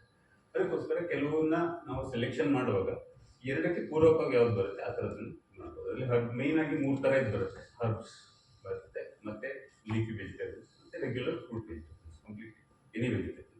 ಇಲ್ಲಿ ರೂಟ್ ವೆಜಿಟೇಬಲ್ಸ್ ಇದರಲ್ಲಿ ಪಾಸಿಬಿಲಿಟಿ ಇರೋದಿಲ್ಲ, ಅಂದ್ರೆ ನಮ್ಮ ಆಲೂಗೆಡ್ಡೆ, ಈರುಳ್ಳಿ ಆ ಥರ. ಅದಕ್ಕೆ ಬೇಕಾದಷ್ಟು ಬೇರೆ ಬೇರೆ ಮೆಥಡ್ ಇದೆ, ಮಾಡ್ಬೋದು, ಆದರೆ ಕಮರ್ಷಿಯಲ್ ಆಗಿ ಅದು ವಯಬಿಲಿಟಿ ಬರೋದಿಲ್ಲ.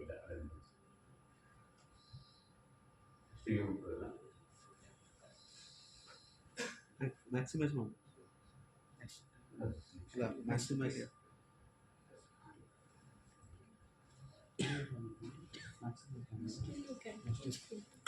Full screen. F11. F11. F11.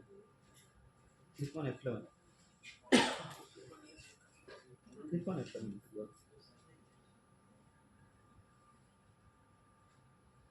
This changes.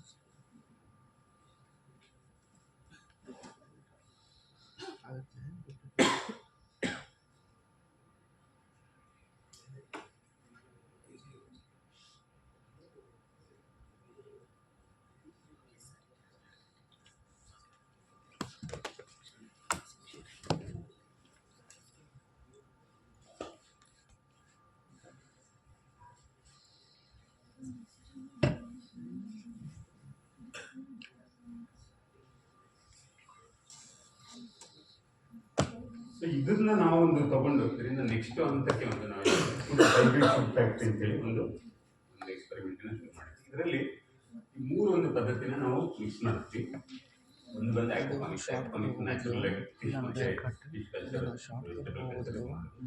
ಹೈಡ್ರೋಪಾನಿಕ್ಸ್ ನಲ್ಲಿ ಈ ಕೆಮಿಕಲ್ ನ್ಯೂಟ್ರಿಯೆಂಟ್ಸ್ ಅದನ್ನ ನಾವೇನು ಮಾಡ್ತೀವಿ, ಆಕ್ವಾಪಾನಿಕ್ಸ್ ನಲ್ಲಿ ಒಂದು ನಾವು ನೀರು ಅದರ ಜೊತೆಗೆ ಇದರಲ್ಲಿ ಕೆಲವಷ್ಟು ಬೈ ಪ್ರಾಡಕ್ಟ್ಸ್ ಬರುತ್ತೆ. ನಾವು ಫಿಲ್ಟ್ರೇಷನ್ ಮಾಡುವಾಗ ಫಿಶ್ ಇಂದ ಬರೋ ಒಂದು ಸ್ಲರಿ ಬರುತ್ತೆ, ಮತ್ತೆ ನಮ್ಮ ವೆಜಿಟೇಬಲ್ ವೇಸ್ಟೇಜ್ ಬರುತ್ತೆ.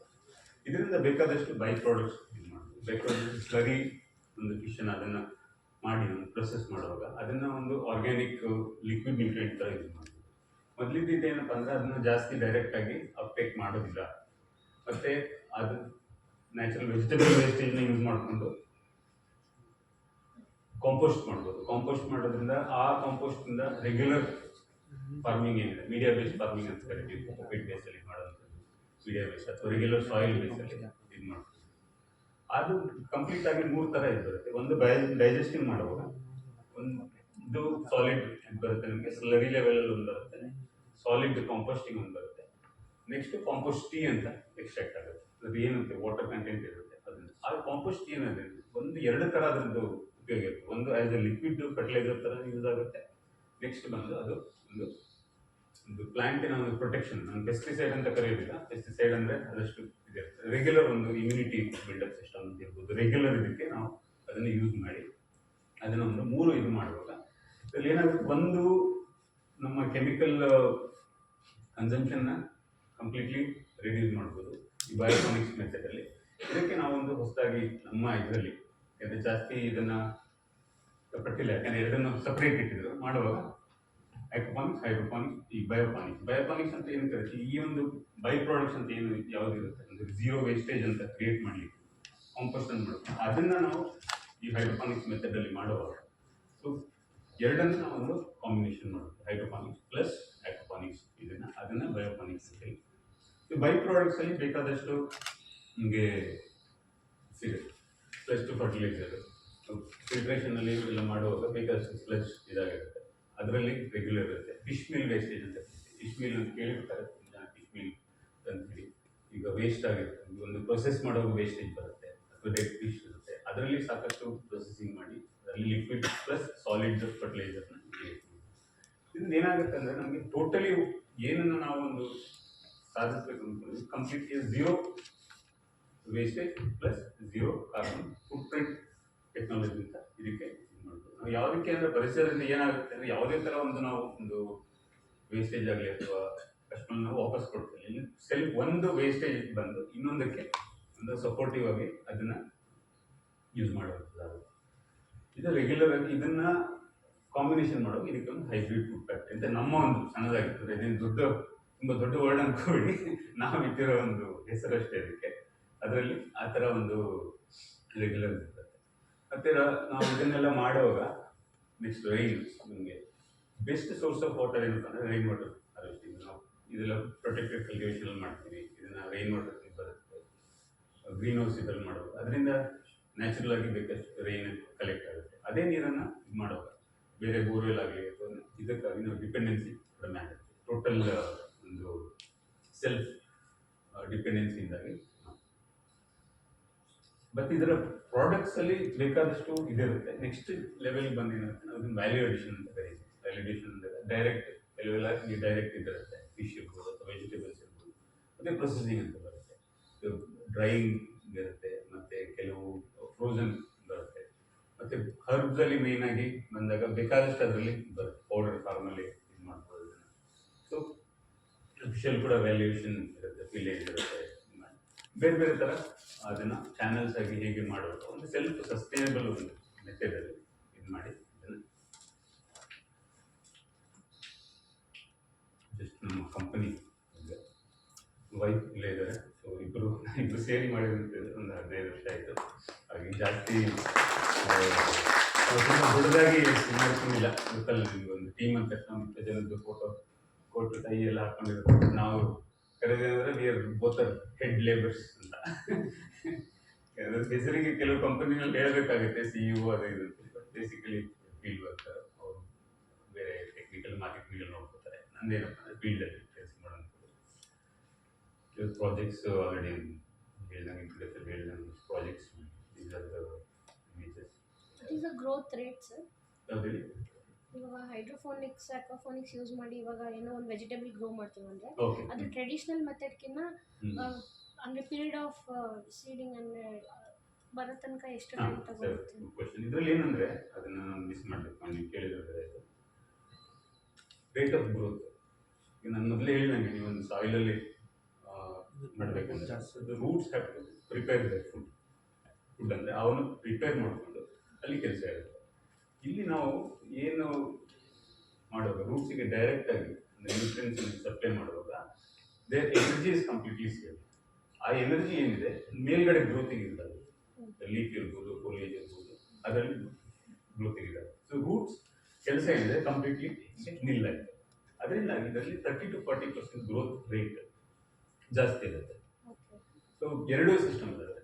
ಹೈಡ್ರೋಪಾನಿಕ್ಸಲ್ಲಿ ಆನೆಸ್ಟಾಗಿ ಹೇಳಬೇಕಂದ್ರೆ ಅದನ್ನ ಇನ್ನೂ ಜಾಸ್ತಿ ಕಂಟ್ರೋಲ್ ಮಾಡೋದು. ಹೇಗಪ್ಪ ಅಂತಂದರೆ ನೀವು ಈಗೆಲ್ಲ ಹೈಟೆಕ್ ಹಾಸ್ಪಿಟಲ್ಸ್ ಇದೆಲ್ಲ ಮಣಿಪಾಲ್ ಉಕ್ಕಾಡ ಆ ಥರ ಎಲ್ಲ ಹಾರ್ಟ್ ಸರ್ಜರಿಯಾಗಿ 3 ದಿವಸ ಜಾಗಿಂಗ್ ಮಾಡ್ತಿರ್ತಾರೆ. ಯಾಕೇಳಿ that kind of medication, high level of medication, antibiotics. ಈ ಹೈಡ್ರೋಪಾನಿಕ್ಸ್ ಎಲ್ಲ ಆ ಥರ. ಹೈಡ್ರೋಪಾನಿಕ್ಸಲ್ಲಿ ಇಸ್ರೇಲ್ ಎಲ್ಲ ಕೇಳ್ತಾರೆ. ಈಗ ನಾವು ಮಾಡೋವಾಗೆಲ್ಲ ಇದನ್ನೇ ಹೇಳ್ತಾ ಇದ್ದೀವಿ, ಸರ್ ಇದು ಇಸ್ರೇಲಿ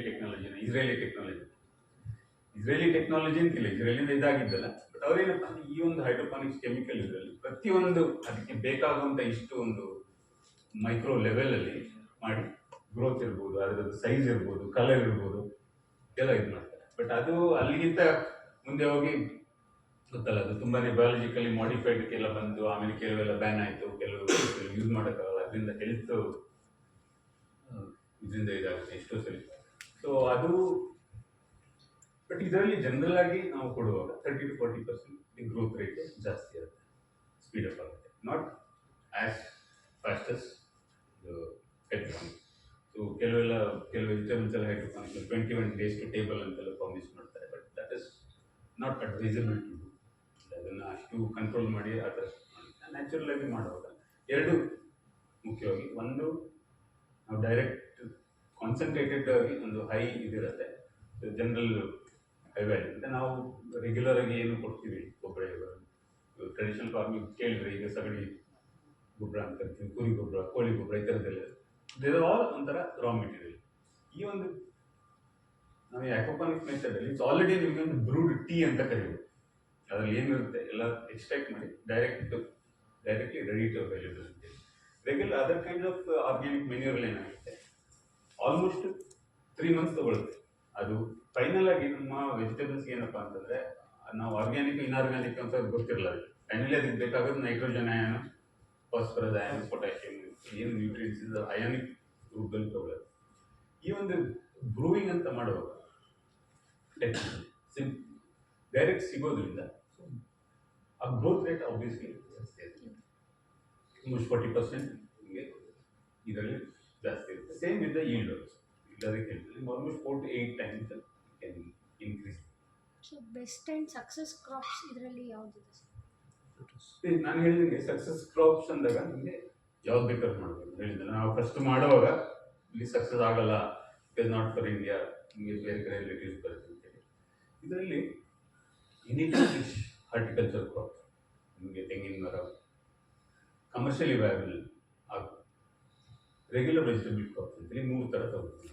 ಒಂದು ಬಂದ್ಬಿಟ್ಟು ಲೀಫಿ ಗ್ರೀನ್ ವೆಜಿಟೇಬಲ್ಸ್, ಸೊಪ್ಪುಗಳನ್ನ ಮಿಲಿಯನ್ ಇರ್ಬೋದು, ಪಾಲಕ್ ಇರ್ಬೋದು, ದಂಟಿನ ಸೊಪ್ಪು ಇರ್ಬೋದು, ಮೆಂತ್ಯ ಸೊಪ್ಪು ಇರ್ಬೋದು, ಕೊತ್ತಂಬರಿ ಆ ಥರ.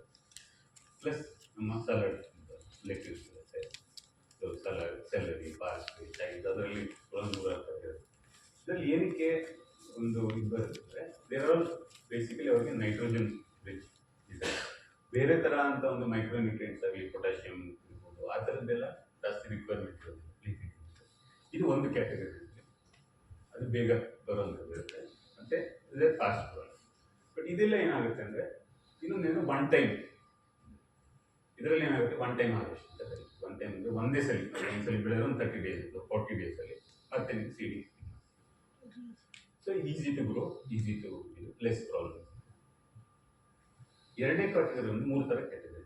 ಎರಡನೇ ಕ್ಯಾಟಗರಿ ರೆಗ್ಯುಲರ್ ಫ್ರೂಟ್ ವೆಜಿಟೇಬಲ್ ನಮ್ಮ ಟೊಮೆಟೊ, ಕ್ಯಾಪ್ಸಿಕಮ್, ಚಿಲ್ಲಿ, ಮತ್ತು ಬೇರೆ ಜುಕಿನಿ, ಈ ಥರದ ಫ್ರೂಟ್ ವೆರೈಟೀಸ್ ಸ್ವಲ್ಪ ನ್ಯೂಟ್ರಿಯೆಂಟ್ಸ್ ಜಾಸ್ತಿ ಬೇಕಾಗುತ್ತೆ. ಪ್ಲಸ್ ಈಗ ನಾವು ಕೆಮಿಕಲ್ ಇದ್ದಾಗ ಅದನ್ನು ಕ್ಯಾಲ್ಕುಲೇಟ್ ಮಾಡಿ ಜಾಸ್ತಿ. ಇದರಲ್ಲಿ ಆಕ್ವಾಪಾನಿಕ್ಸಲ್ಲಿ ಏನಾಗುತ್ತೆ ಅಂದರೆ ನಾವು ಇಲ್ಲಿ have to monitor the proportionate the ಎಷ್ಟು ನಾವು ಫಿಶ್ ರೈಡಿಂಗ್ ಮಾಡ್ತಾ ಇರ್ತೀವಿ, ಅದರಲ್ಲಿ ಕ್ಯಾಲ್ಕುಲೇಷನ್ಸ್ ಇರುತ್ತೆ, ಅದರಿಂದ ಎಷ್ಟು ನ್ಯೂಟ್ರಿಯೆಂಟ್ಸ್ ಅದು ಜನರೇಟ್ ಆಗುತ್ತೆ, ಅದ್ರ ಪ್ರಕಾರ ಎಷ್ಟು ಗಿಡಗಳು ಇದು ಮಾಡ್ತೀವಿ. ಇದೆಲ್ಲ ಏನಾಗುತ್ತೆ ಕಂಟಿನ್ಯೂಸ್ ಪ್ರಾಸೆಸ್. ಆಲ್ಮೋಸ್ಟ್ ನಾವು ಒಂದು 6 months ತೊಗೊಂಡ್ರೆ 6 to 1 year ತೊಗೋಬೋದು. ಅದು ಮಾಡೋದು 1 year ಆದಮೇಲೆ ಏನಾಗುತ್ತೆ ಅಂದರೆ ಅದು ಈಲ್ಡ್ ಎಲ್ಲ ಕಡಿಮೆ ಆಗೋದ್ರಿಂದ ಸೆಕೆಂಡ್ ಇದರಲ್ಲಿ ಜಾಸ್ತಿ ಸ್ವಲ್ಪ ಕೆಲಸ ಇರುತ್ತೆ, ನ್ಯೂಟ್ರಿಯೆಂಟ್ ಮ್ಯಾನೇಜ್ಮೆಂಟ್. ಪ್ಲಸ್ ಅದಕ್ಕೆ ಫ್ರೂಟ್ ಅಂದ ತಕ್ಷಣ ಸ್ವಲ್ಪ ಪೆಸ್ಟ್ಗಳು, ಡಿಸೀಸ್ಗಳು ಸ್ವಲ್ಪ ಅಟ್ಯಾಕ್ ಕೊಡುವಂಥ ಇದು ಜಾಸ್ತಿ ಇರುತ್ತೆ. ಮೂರನೇ ವೆರೈಟಿ ಹರ್ಬ್ಸ್ ಅಂತ. Herbs also kind of greenery, ಇನ್ಸೆಲ್ರಿ, ಪಾರ್ಸ್ಲೆ, ಹರ್ಬ್ಸಲ್ಲಿ 2 ಥರ. ನಾವು ಹರ್ಬ್ಸ್ ಅಂದ ತಕ್ಷಣ ಜಾಸ್ತಿ people going for medicinal.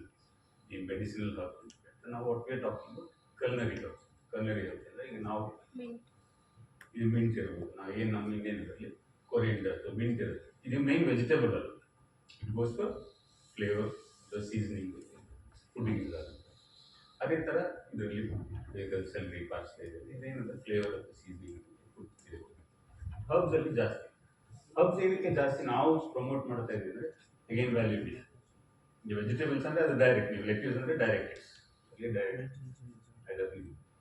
Direct consumptions ಇರುತ್ತೆ. ಹರ್ಬ್ಸಲ್ಲಿ ಆದರೆ ಪ್ರೊಸೆಸಿಂಗ್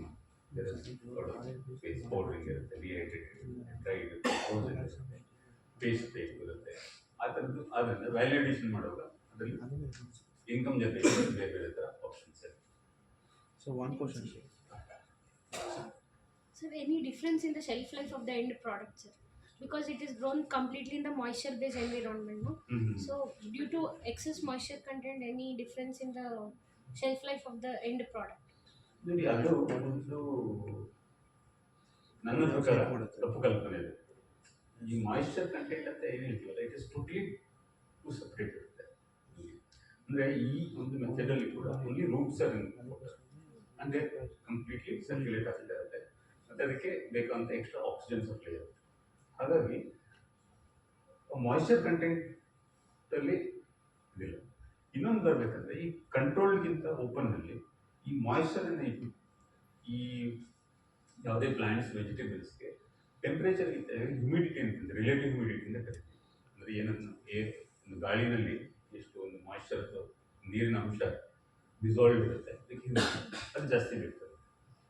ಆ ಏರಲ್ಲಿರೋ ಹ್ಯುಮಿಡಿಟಿ ಬಿಟ್ಟರೆ it is not grown or submerge. ಅದೇ ಉಲ್ಟಾ ಹೇಳ್ಬೇಕಂದ್ರೆ ಓಪನ್ ಫೀಲ್ಡಲ್ಲಿ ಮಾಡುವಾಗ ಮಳೆ ನೀರು ಬೀಳುವಂಥದ್ದು ಅದರಿಂದ ಜಾಸ್ತಿ ಮಾಯಿಶ್ಚರ್ ಕಂಟೆಂಟ್ ಜಾಸ್ತಿ ಇರುತ್ತೆ ಹೊರತುವೆ ಈ ಹ್ಯುಮಿಡಿಟಿ ಡಿಕ್ರೀಸ್ ಆಗುತ್ತೆ, ಮಾಯಿಶ್ಚರ್ ಇದಾಗುತ್ತೆ. ಇದರಲ್ಲಿ ಟೆಂಪ್ರೇಚರ್ ಹ್ಯುಮಿಡಿಟಿ ಇರ್ತದೆ. ಆಸ್ ಕಮ್ಸ್ ಟು ಇದು ಒನ್ಸ್ ಹೇಳಿದ್ರು ಪ್ಲಾಂಟ್ ಒಂದ್ಸಲಿ ಮೇಲೆ ಬಂದ ಮೇಲೆ ದ ಮ್ಯಾನೇಜ್ಮೆಂಟ್ ಇಸ್ ಸೇಮ್. ಒಂದು ಹಾರ್ವೆಸ್ಟಿಂಗಲ್ಲಿ ಕೂಡ ಅಷ್ಟೇ. ಈ ಹಾರ್ವೆಸ್ಟಿಂಗ್ ಮಾಡುವಾಗ ಇದರ ಶೆಲ್ಫ್ ಲೈಫ್ ಅದರ ಶೆಲ್ಫ್ ಲೈಫ್ ಎರಡರಲ್ಲಿ ಡಿಪೆಂಡ್ಸ್ ಆನ್ ವಾಟ್ ಫಾರ್ಮ್ ಅಂದಾಗ ಒಂದು completely with the roots pluck ಮಾಡೋದು, ಇನ್ನೊಂದು ಮಲ್ಟಿಪಲ್ ಹಾರ್ವೆಸ್ಟ್. ಈಗ ನಾವು ಕೊರಿಯಂಡರ್, ಸೆಲ್ರಿ ಅಥವಾ ಈವನ್ ಕೆಲವು ವೆರೈಟೀಸ್ ಆಫ್ ಲೆಟ್ಯೂಸ್ಗಳು ಅಥವಾ ಪಾಲಕ್ ಇರ್ಬೋದು, ಅದೆಲ್ಲ ಮಲ್ಟಿಪಲ್ ಹಾರ್ವೆಸ್ಟಿಂಗ್ ಥರ ಇರುತ್ತೆ. One time harvest.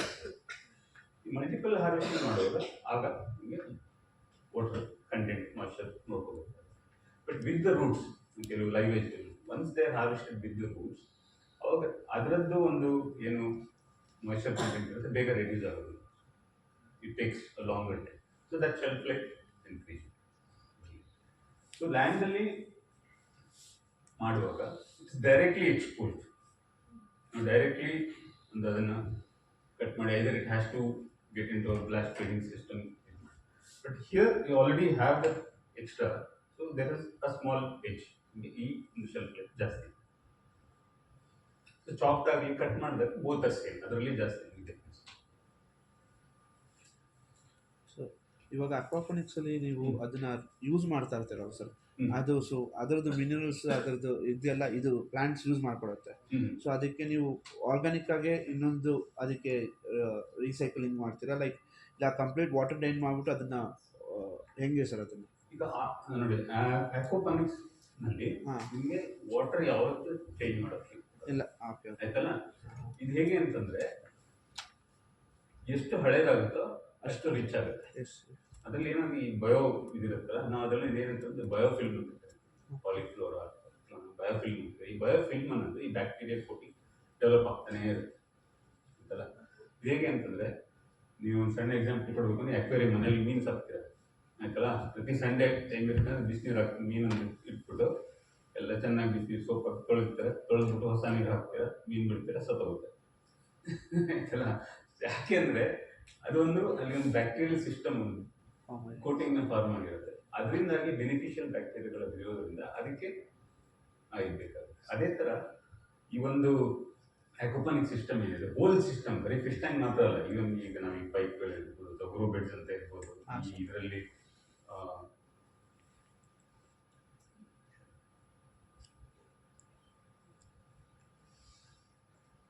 ಈ ಕೆಳಗಡೆ ಒಂದು ನೀರಲ್ಲಿ ಇದು ಡೀಪ್ ವಾಟರ್ ಕಲ್ಚರ್ ಅಂತ ಕರೀತೀವಿ.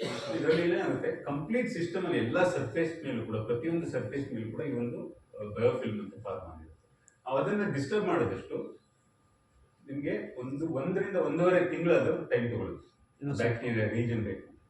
ಹಾಗಾಗಿ ಈ ಲ್ಯಾಂಡಲ್ಲಿ ಕರಿತೀವಿ ಮೊದಲು ನೀವು ಆರ್ಗ್ಯಾನಿಕ್ ಫಾರ್ಮಿಂಗ್ ಅಥವಾ ಬಯೋ ಫಾರ್ಮಿಂಗ್ ಎಲ್ಲ ಬಂದಾಗ ನೀವು 3 ವರ್ಷ ಕೆಮಿಕಲ್ ಹಾಕ್ತಾನೆ ನೀವು ಅದೇ ಥರ ನ್ಯಾಚುರಲ್ ಆಗಿ ಬೆಳೆದ್ರೆ ಅದನ್ನು ಗೊಬ್ಬರನೇ ಹಾಕೋದು ಬೇಡ ಅಂತೀವಿ. ಆ ಸಾಯಿಲಲ್ಲೇ ಬ್ಯಾಕ್ಟೀರಿಯಾ ಅದೇ ಥರ ಇದರಲ್ಲೂ ಕೂಡ ಇದ್ದಾರೆ. ಸೊ ಹಾಗಾಗಿ ಅಕ್ವಾಫೋನಿಕ್ಸಲ್ಲಿ ಯಾವತ್ತೂ ನೀರು ಚೇಂಜ್ ಮಾಡೋದು. ಅದೇ ಬರೀ ನೀವು ಪ್ಯೂರ್ ಹೈಡ್ರೋಫೋನಿಕ್ಸ್ ಮಾಡುವಾಗ ಅದು ಕೆಮಿಕಲ್ ಬೇಸ್ ಆಗ್ತದೆ. ಹೆಂಗೆ ನಾವು ಲ್ಯಾಂಡಲ್ಲಿ ಕೂಡ 3-4 ವರ್ಷ ಕೆಮಿಕಲ್ ಹಾಕ್ತಿದ್ರೆ ಆಮೇಲೆ ಹೊಸ ಮಣ್ಣು ಹೊಡಿಸ್ಬೇಕು, ಹೊಸ ಗೊಬ್ಬರ ಹೊಡಿಸ್ಬೇಕು, ಯಾಕೆಂದ್ರೆ ಅದು ಡೆಡ್ ಆಗಿದೆ. ಅದೇ ಥರ ಇಲ್ಲಿ ಹೈಡ್ರೋಫೋನಿಕ್ಸ್ ಈ ವಾಟರ್ ಬಿಕಮ್ಸ್ ಡೆಡ್, ಸ್ಟೆರೈಲ್ ಆಗುತ್ತೆ. ಯಾಕಂದ್ರೆ ಅದರಲ್ಲಿ ಇರೋ ಒಂದು ಏನು ಯಾವುದೇ ಥರ ಇದಿರಲ್ಲ, ಜಸ್ಟ್ ರಿಪ್ಪಿಂಗ್ ದ ಅದರಲ್ಲಿ ಕಂಪ್ಲೀಟ್ಲಿ ಫ್ರೆಶ್. ಯಾಕಂದ್ರೆ ಹೈಡ್ರೋಪಾನಿಕ್ಸ್ ಅಲ್ಲಿ will use the purified water, ಅದು ಮಿನರಲ್ಸ್ ನ ಕಂಟ್ರೋಲ್ ಮಾಡ್ತೀವಿ ಅದರಲ್ಲಿ. ಸೊ ಅಕ್ವಾಪಾನಿಕ್ಸ್ ಅಲ್ಲಿ ಮಾಡಲ್ಲ. ಈಗ ನಾರ್ಮಲಿ ಯೂಸಿಂಗ್ ದ ಬ್ಯಾಕ್ಟೀರಿಯಾ ಈ ಹೈಡ್ರೋಪೋನಿಕ್ಸ್ ಅಲ್ಲಿ ಏನು ಮಾಡ್ತೀವಿ, ಆರ್ ವಾಟರ್ ಯೂಸ್ ಮಾಡ್ತೀವಿ. Yes, sir. R water use ಮಾಡೋದು ಬೇಸಿಕಲಿ ಅದಕ್ಕೆ ಏನಾಗುತ್ತೆ ಅಂದರೆ ಅಡಿಷನಲ್ ಹೈಡ್ರೋಪೋನಿಕ್ಸ್ ಹೇಗಪ್ಪ ಅಂದರೆ ನೀವು ಐ ಸಿ ಯುನಲ್ಲಿ ಪೇಷಂಟ್ Yes. Yes, ಸರಿಯಲ್ಲ? correct, sir. ಹಾಗಾಗಿ With ICU AC ನಲ್ಲಿ ಕೊಟ್ಟೆಲ್ಲ ಏನಾಗುತ್ತೆ ಬೆಳೆಸ್ತಾರೆ ಅಂದ್ರೆ, ಸರ್. ಅಲ್ಲಿರೋಂಥ ನಿಮ್ಗೆ ಆಕ್ಸಿಜನ್ ಇರ್ಬೋದು, ಪ್ಯೂರೆಸ್ಟ್ ಆಕ್ಸಿಜನ್, ವಾಟರ್ ಇರ್ಬೋದು, ಅದು ಒಂದು ಹೈ ಫಾರ್ಮಲ್ ಮಾಡ್ತಿರ್ತೀರ, ಒಂದು 5 ಸ್ಟಾರ್. ಅದರಲ್ಲಿ ಒಂದು ಸಣ್ಣ ಒಂದು ಏನಾದ್ರು ಒಂದು ನಿಮಗೆ ಪೊಲ್ಯೂಷನ್ ಅಥವಾ ಬ್ಯಾಕ್ಟೀರಿಯಾ ಎಂಟ್ ಆಯ್ತು ಅಂದರೆ ನೀವು ಇಮ್ಯಾಜಿನ್ ಮಾಡಿ ನ್ಯಾಚುರಲ್ ಆಗಿ ಏನೋ ಒಂದು ಬ್ಯಾಕ್ಟೀರಿಯಾ ಬಂದರೆ ಅಲ್ಲಿ ಏನಕ್ಕೆ ಅಂದರೆ ಆ ಬ್ಯಾಕ್ಟೀರಿಯಾ 1000 ಟೈಮ್ಸ್ ಡೆವಲಪ್ ಆಗುತ್ತೆ, ಹೈಯರ್ ದ ರೇಟ್. ಯಾಕಂದರೆ ಅಷ್ಟೊಂದು ಕಂಡೀಷನ್, ಹೈ ಲೆವೆಲ್ ಕಂಡೀಷನ್ ಕೊಟ್ಟಿರ್ತೀರಿ. ಅದೇ ಥರ ಈ ಹೈಡ್ರೋಪಾನಿಕ್ಸ್ ಅಲ್ಲಿ ಆಗಿರೋದು ಹೈ ಲೆವೆಲ್ ಕಂಡೀಷನ್ ಕೊಟ್ಟಾಗ ಅದಕ್ಕೋಸ್ಕರ ಫಸ್ಟ್ ಇದನ್ನು ಕಂಪ್ಲೀಟ್ಲಿ ವಾಟರ್ನ ಯಾವುದೇ ಥರ ಬ್ಯಾಕ್ಟೀರಿಯಾ ಇದೆ ಅದಕ್ಕೆ ಇಲ್ಲಿ ಇನ್ನು ಮೇಯ್ನಾಗಿ ಇದು ಮಾಡೋದು ಏನಕ್ಕೆ, ನೀವು ಆರೋಗ್ಯ ಮಾಡೋದು ಏನಕ್ಕೆ, ಆಲ್ಗೆ Yes.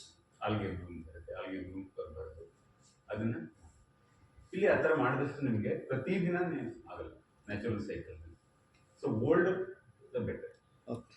ಸೊ ಇದರಲ್ಲಿ ರೆಗ್ಯುಲರ್ ವಾಟರ್ ಎಕ್ಸ್ಚೇಂಜ್ ಅಂತ ಇರೋದಿಲ್ಲ.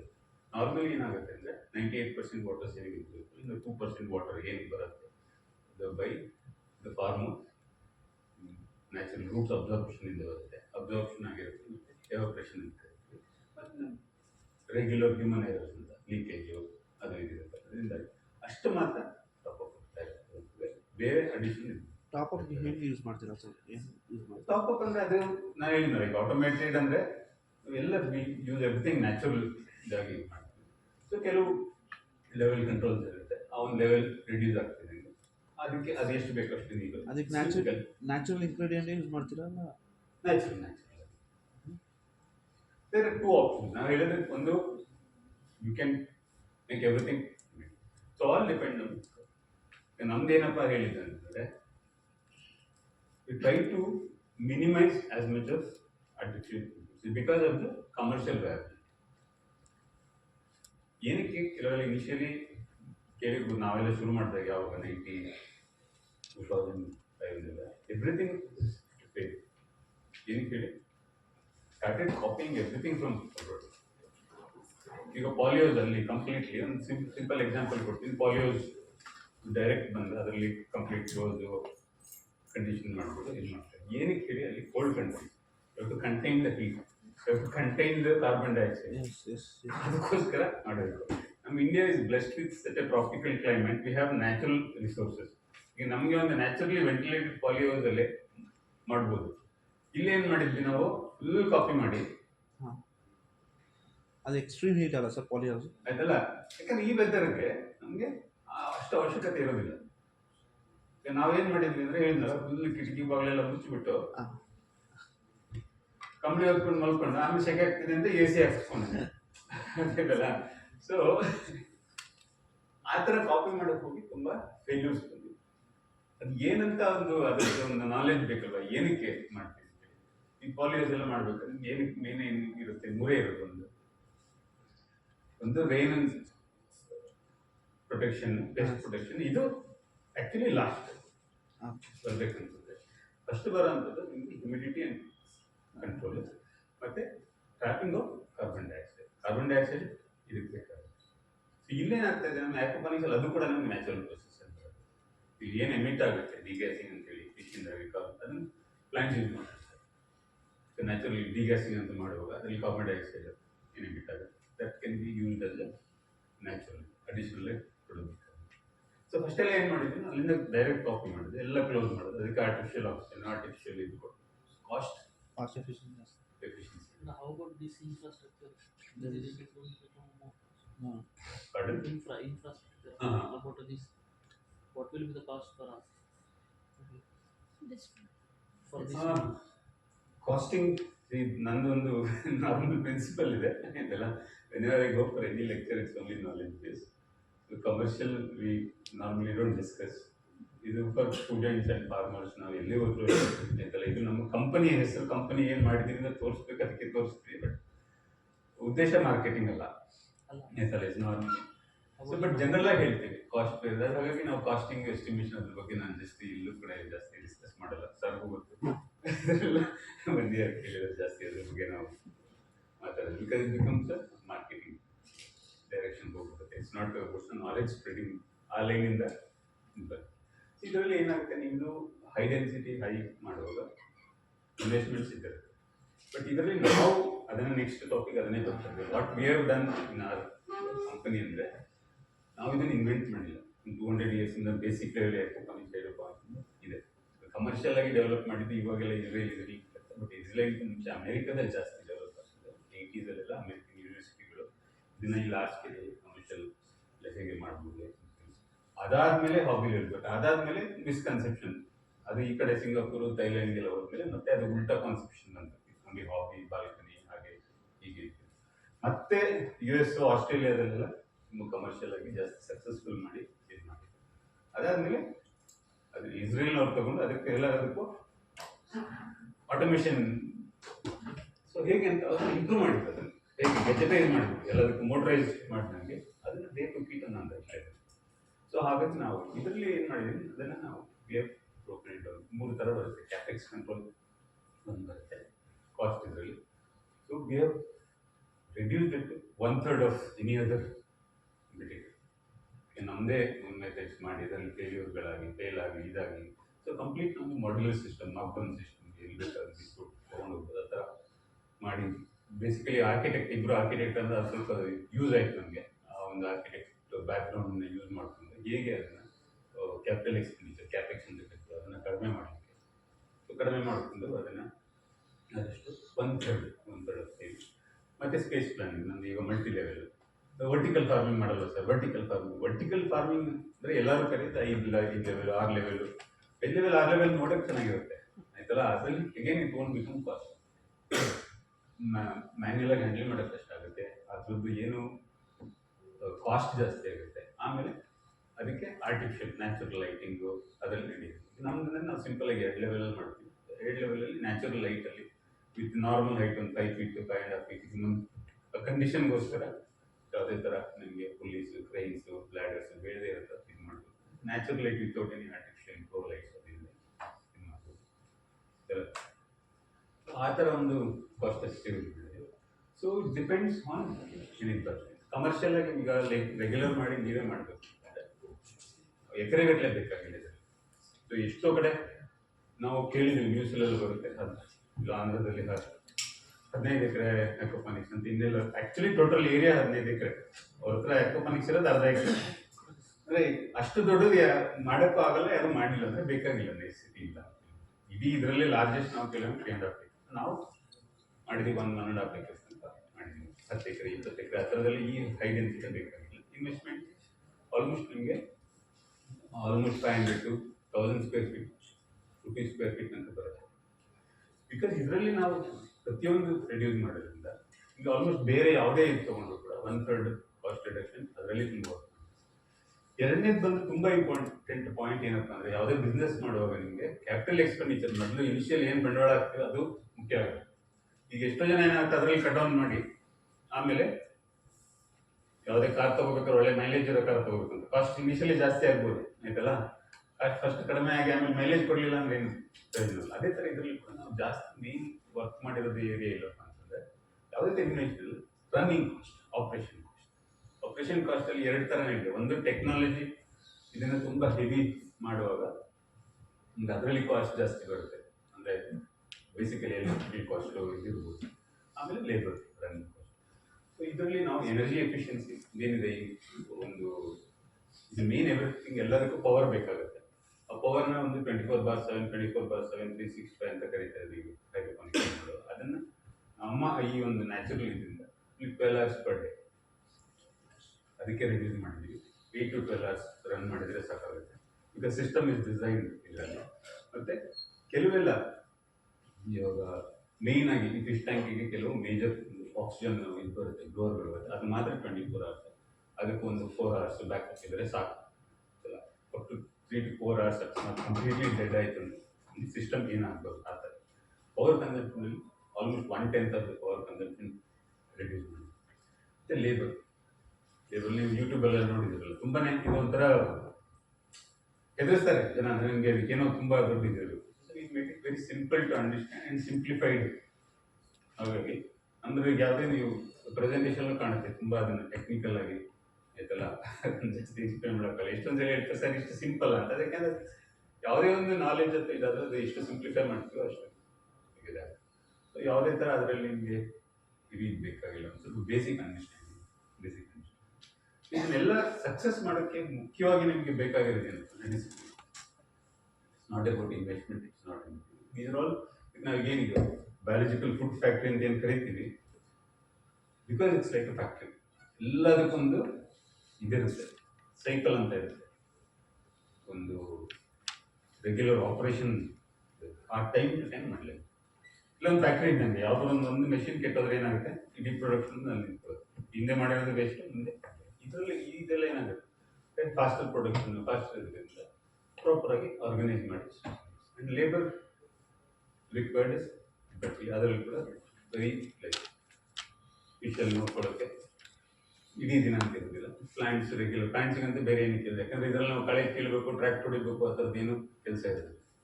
ಮೇಲ್ಗಡೆ ಸಾಯಿಲಿಂದ ಬರುವಂಥ ಪೆಸ್ಟ್ಗಳು ಅದರದ್ದು ಕಂಪ್ಲೀಟ್ಲಿ ಆಲ್ಮೋಸ್ಟ್ ಏನಾದ್ರು ವಾಟರ್ ಕಂಟ್ಯಾಮಿನೇಷನ್ ಬಂದು ರೂಟ್ ಲೆವೆಲಲ್ಲಿ ಇನ್ಫೆಕ್ಷನ್, ರೂಟ್ ರಾಟು, ಆ ಥರ ಪಿಕೆನ್ ನೀಡ್ ಅಂತೆಲ್ಲ ಕರಿತೀವಿ, ಆ ಥರದ್ದೇನಾದ್ರು ಅಂದರೆ ಬೇರೆ ಥರ ಪೆಸ್ಟ್ ಇರೋದು.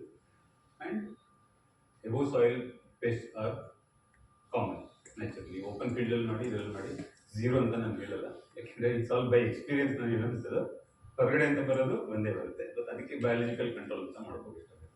ಇದರಲ್ಲಿ ನಾವು ಕೆಮಿಕಲ್ ಪೆಸ್ಟಿಸೈಡ್ಸ್ ಯಾವುದು ಜಾಸ್ತಿ ಯೂಸ್ ಮಾಡ್ತಿರೋದು ಬಯೋಲಜಿಕಲ್ ಕಂಟ್ರೋಲ್. ಟ್ರ್ಯಾಪ್ಸ್ ಬರುತ್ತೆ, ಕ್ಯಾಚಸ್ ಬರುತ್ತೆ, ಇದು ಬರುತ್ತೆ, ಕೆಲವು ನ್ಯಾಚುರಲ್ ಇದು ಬರುತ್ತೆ, ನೀನು ನೀಮ್ ವೇಸ್ಟ್ ಸ್ಪ್ರೇಗಳು, ಆ ಥರದ್ದು ಸೀವೀಡ್ ವೇಸ್ಟ್, ಆ ಥರ ನ್ಯಾಚುರಲ್ ಆಗಿರೋ ಸ್ಪ್ರೇಗಳು. ಇಲ್ಲ ನಮ್ಮದೇ ರೆಗ್ಯುಲರ್ ಆಗಿ ಮಾಡ್ಕೋಬೋದು, ಚಿಲ್ಲಿ, ಗಾರ್ಲಿಕ್, ಅದನ್ನು ಆ ಥರದಲ್ಲಿ ಕೆಲವು ಸ್ಪ್ರೇಗಳೆಲ್ಲ ರೆಡಿಮೇಡ್ ಮಾಡಬಹುದು. ಬಟ್ ಲಾರ್ಜ್ ಸ್ಕೇಲ್ ಕಮರ್ಷಿಯಲಿ ಮಾಡುವಾಗ always what we advise, prevention is better than cure. ಈ ಕೆಮಿಕಲ್ ಫಾರ್ಮಿಂಗಲ್ಲಿ ಒಂದ್ಸಲಿ ಬಂದಾಗ ರೋಗ ಐಡೆಂಟಿಫೈ ಮಾಡ್ತೀವಿ, ಐಡೆಂಟಿಫೈ ಮಾಡಿ ಅದಕ್ಕೆ ಯಾವುದೊಂದು ಪರ್ಟಿಕ್ಯುಲರ್ ಕೆಮಿಕಲ್ ಸ್ಪ್ರೇ ಇರುತ್ತೆ, ಅದನ್ನು ಸ್ಪ್ರೇ ಮಾಡಿ ಕಂಪ್ಲೀಟ್ಲಿ. ಈ ಆರ್ಗ್ಯಾನಿಕ್ ಫಾರ್ಮಿಂಗಲ್ಲಿ ಅದೊಂದು ನಿಮಗೆ ಡಿಸ್ಅಡ್ವಾಂಟೇಜ್. ಆ ಥರ ಮಾಸ್ ಇಂಥದ್ದು ಸ್ಟ್ರಾಂಗ್ ಇರುತ್ತೆ, ಹಾಗಾಗಿ ಮೊದಲಿಂದನೇ ಅದನ್ನು ಕಂಟ್ರೋಲ್ ಮಾಡ್ತೀನಿ, ಕೆಲವು ಇನ್ಸ್ಟ್ರಕ್ಷನ್ಸ್ ಪ್ರಕಾರ ಮಾಡ್ಕೊಂಡು. ಸರ್ ಅಕ್ವಾಪೋನಿಕ್ಸ್ ಅದು ಕಂಪ್ಲೀಟ್ಲಿ ಆರ್ಗ್ಯಾನಿಕ್ ಪ್ರಾಡಕ್ಟ್ಸ್ ಅಂತ ಹೇಳ್ಬೋದು sir? It is the USL, it is most one of the highest form of organic agriculture. Highest form ಅಂತ ಏನಕ್ಕೆ ಕರಿತೀವಿ ಅಂದರೆ, ಬೇರೆ ಆರ್ಗ್ಯಾನಿಕ್ ಅಂದ್ರೆ ಯಾವುದು, ನಾವು ಸಗಣಿ ಗೊಬ್ಬರ, ಕುರಿ ಗೊಬ್ಬರ, ಕೋಳಿ ಗೊಬ್ಬರ ಈ ಥರ ಯೂಸ್ ಮಾಡೋದು ಆರ್ಗ್ಯಾನಿಕ್. ಅದೆಲ್ಲ ಮೇಲಿಂದ, ಅದರಲ್ಲಿ ನಿಮಗೆ ಕಂಟ್ಯಾಮಿನೇಷನ್ ಇದೆ. ಕೆಲವು ಎಷ್ಟೊಂದು ನಾವೆಲ್ಲ ಎಕ್ಸ್ಪೋರ್ಟ್ ಮಾಡುವಾಗ ಇಷ್ಟೊಂದು US ಕಂಪನಿಗಳು ಆರ್ಗ್ಯಾನಿಕ್ ಪ್ರೊಡ್ಯೂಸ್ ಇದು ಮಾಡೋದು, ಯಾಕೆಂದರೆ ಅದರಲ್ಲಿ ನೀವು ಸಗಣಿ ಗೊಬ್ಬರ ಅದರಲ್ಲಿ ಹುಳು, ಉಪ್ಪೆ, ಕೀಟಗಳಿರುತ್ತೆ ಅಂತ ಹೇಳ್ಬಿಟ್ಟು ದಟ್ ಈಸ್ ಕಂಟ್ಯಾಮಿನೇಷನ್ ಅಂತ ಕರೀತಾರೆ. They think the other way around. So that is contamination ಅಂತ, ಬಿಕಾಸ್ ಅದರಲ್ಲಿ ಇದಿರುತ್ತೆ, ಇನ್ಫೆಕ್ಷನ್ಸ್ ಇರುತ್ತೆ. ಈ ಅಕ್ವಾಪೋನಿಕ್ಸ್ ಮೆಥಡ್ ಏನಕ್ಕೆ ಮೋಸ್ಟ್ ಪ್ಯೂರ್ ಆಫ್ ಆರ್ಗ್ಯಾನಿಕ್ ಅಂದರೆ, ಇಟ್ಸ್ ಕಂಪ್ಲೀಟ್ಲಿ ಎಕ್ಸ್ಟ್ರಾಕ್ಟೆಡ್. ನಥಿಂಗ್, ಏನು ಫಿಶ್ ಸ್ಲಜ್ ಬರುತ್ತೆ, ಸ್ಲರಿ ವೇಸ್ಟೇಜ್ ಎಕ್ಸ್ಟ್ರೀಟ್ ಆಗುತ್ತೆ, ಅದನ್ನು ಒಂದು ಮೆಕ್ಯಾನಿಕಲ್ ಪ್ರೊಸೆಸ್ಸಿಂದ ಕಂಪ್ಲೀಟ್ಲಿ ಇದಾಗುತ್ತೆ, using only the water with dissolved nitrates. ಅದು ಯಾವುದೇ ಥರ ಈ ಸ್ಲಜ್ಜನ್ನು ನಾವು ಡೈರೆಕ್ಟ್ ಕೊಡೋದು ಹೇಗೆ ಅಂದರೆ, ಟೀ ಪುಡಿನ ಡೈರೆಕ್ಟ್ ಕನ್ಸ್ಯೂಮ್ ಮಾಡೋಕ್ಕಾಗಲ್ಲ, ಬಾಯ್ಲ್ ಮಾಡಿ ಅದನ್ನು ಎಕ್ಸ್ಟ್ರಾಕ್ಟ್ ಮಾಡಿ ಟೇಕ್ ಓನ್ಲಿ ದ ಟೀ. ಈ ಅಕ್ವಾಪೋನಿಕ್ಸಲ್ಲಿ ಹೇಗೆ ನಾವು ಟೀ ಅಂತ ಟೇಕ್ ಮಾಡಿ ಆ ಟೀ ಅನ್ನೋದನ್ನು ಮಾತ್ರ. And more or less it is never in direct contact with your vegetation. Fruits ಇರ್ಬೋದು, ಲೀವ್ಸ್ ಇರ್ಬೋದು, it is only in the roots. Only the roots take up this. Again, it's a purest. But again, certification anta only product ಮಾಡುವ product certificate. ನಿಮ್ಮ ಫಾರ್ಮಿಗೆ organics ಬೇಕಂದ್ರೆ still in India your organic farm is certified based on the land. So ಆ ಥರ ಆ method ಇಲ್ಲ. ಕೆಲವು ನಾವು ಇಂಟರ್ನ್ಯಾಷನಲ್, ನಮಗೆ ಇವಾಗ ನಾವು ಪ್ರೊಡ್ಯೂಸರ್ನ ಸೇಲ್ ಮಾಡಬೇಕು ಅಂದರೆ ಟೆಸ್ಟಿಂಗ್ ಇರುತ್ತೆ. ಟೆಸ್ಟಿಂಗಲ್ಲಿ ಪ್ರೊಡ್ಯೂಸ್ ಟೆಸ್ಟಿಂಗ್ ಅಂತ ಮಾಡಿ ಅದರಲ್ಲಿ ಯಾವುದೇ ಥರ ಕೆಮಿಕಲ್ ಇಲ್ಲ ಅಂದರೆ ಅದಕ್ಕೆಲ್ಲ ನಾವು ಇದು ಮಾಡಬೇಕು. But your land will not be certified because ಆ ಒಂದು ಪ್ರೊಸೀಜರೇ ಇಲ್ಲ ನಮಗೆ.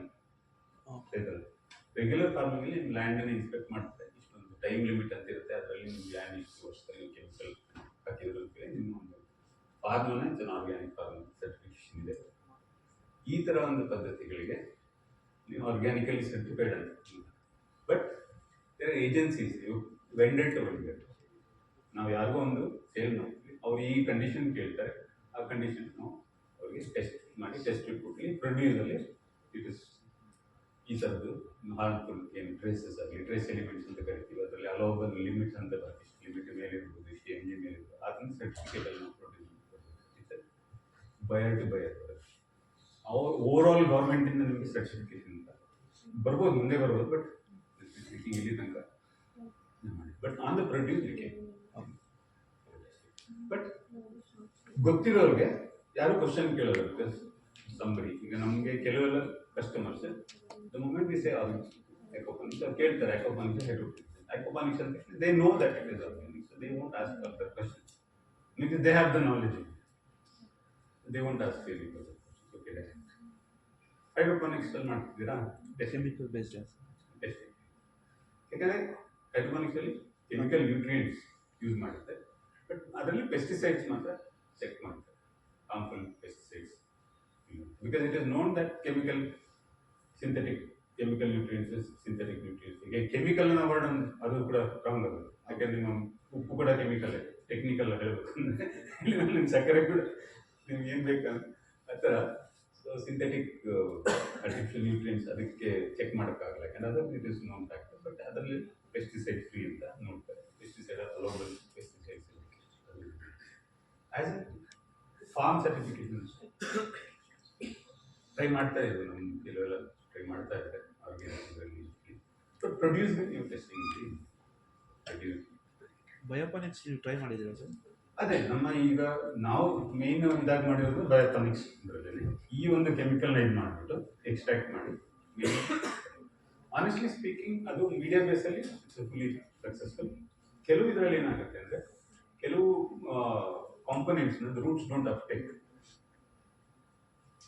ಅಂದರೆ ಇವಾಗ ಹೇಳಿದೆ ನಿಮ್ಗೆ ಐರನ್ ಡೆಫಿಷಿಯನ್ಸಿ ಇದೆ, ನಿಮ್ಗೆ 10 mg ಐರನ್ ಟ್ಯಾಬ್ಲೆಟ್ ತೊಗೊಂಡ್ರೆ ನೀವು ಡೈರೆಕ್ಟ್ಲಿ ಯು ನೋ ದಟ್ ಆ 10 mgಗೆ ನೀವು ಎಷ್ಟು kg ಸೊಪ್ಪು ತಿನ್ನಬೇಕು ಅಂತ ನಿಮ್ಗೆ ಕ್ಯಾಲ್ಕುಲೇಷನ್ ಗೊತ್ತಿರಲ್ಲ, ನೀವು nobody can calculate that. So automatic uptakes ಇರುತ್ತಲ್ಲ ಅದರಲ್ಲಿ ಸ್ವಲ್ಪ ಇಶ್ಯೂಸ್ ಇರ್ತದೆ. So that is what where ಪ್ರತಿಯೊಂದು ಇದನ್ನು ಯೂಸ್ ಮಾಡ್ತೀವಿ. ಸೊ ಆ್ಯಕ್ವಾಪ ನಾವು ಏನು ಮಾಡ್ತೀವಿ ಅಂದರೆ ಬರೀ ಕೆಮಿಕಲ್ನ ಮಾಡೋದಿಲ್ಲ, ಸೊ ಬರೀ ಆ್ಯಕ್ವಾಪಾನಿಕ್ಸ್, ಈ ಆ್ಯಕ್ವಾಪಾನಿಕ್ಸಲ್ಲಿ ಏನು ನ್ಯೂಟ್ರಿಯೆಂಟ್ಸ್ ಇದೆ ಅದು ಬರುತ್ತೆ.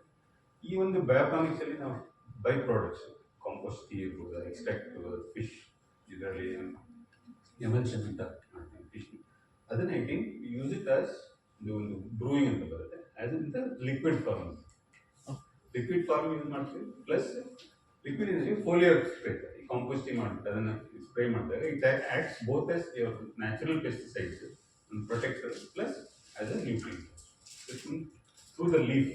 Yeah, that is what it is. And bioponics alli coco fish based or media based alli because there you can use solids. You coco fish based ಮಾಡುವಾಗ liquid fertilizer ಕೊಡಬಹುದು, ಅದರಲ್ಲಿ ಈ solid fertilizer ಕೊಡಬಹುದು. Solid ಅಂದ್ರೆ ನೀನ್ sludge ಇರುತ್ತೆ, ಸ್ಲಡ್ಜ್ನ slurry type ಮಾಡುತ್ತೆ. So idea is reduce ಒಂದ್ರ ಮೇಲೆ ಡಿಪೆಂಡ್ ಆಗುತ್ತೆ, you combine to 3 reduce the input. That's where the main, ಯಾಕಂದ್ರೆ ಇಂಡಿಯಾ ನಮಗೆ it's a cost conscious market ಅಂತ, cost conscious, everything is about cost effective, it's not like cheap. ಅವಾಗ ಇದರಲ್ಲಿ ಮಾಡುವಾಗ ನಮಗೆ 3 ಥರ ಮಾರ್ಕೆಟ್ ಇದೆ ಇದರಲ್ಲಿ. ಒಂದು ಎನಿಥಿಂಗ್ ಗೂಸ್ ಚೀಪ್ ಆಗಿರ್ಬೋದು, ಇನ್ನೊಂದು ಹೈ ಲೆವೆಲ್ 20%, ಮಧ್ಯೆ ನಮಗೆ ಹಿಂಗೆ ಬರುವಂಥದ್ದು ಒಂದು 60%. You want good quality at reasonable cost. So high input cost ಬಂದಾಗ ಅದನ್ನು ಅಚೀವ್ ಮಾಡೋದು. So with use of these things you can try to achieve to compete in the regular market segment and yet make good. Thank you. ಹಾಂ ಸರಿ, ನೀವು ಹೇಳಿದಾರ ಅಲ್ಲ ಅಲ್ಲ, ಅದಕ್ಕೆ questions ಸ್ವಲ್ಪ ಜಾಸ್ತಿ ಮಾಡ್ತೀನಿ. Anybody wants to know anything good?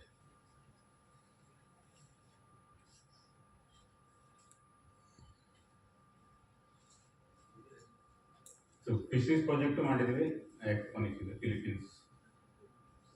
So what is that sir actually? ಯಾವುದು ಪೈಪ್ಸ್ ಸರ್ ಇದು ಮಾಡಿರಲ್ಲ, ಅದು you can go black.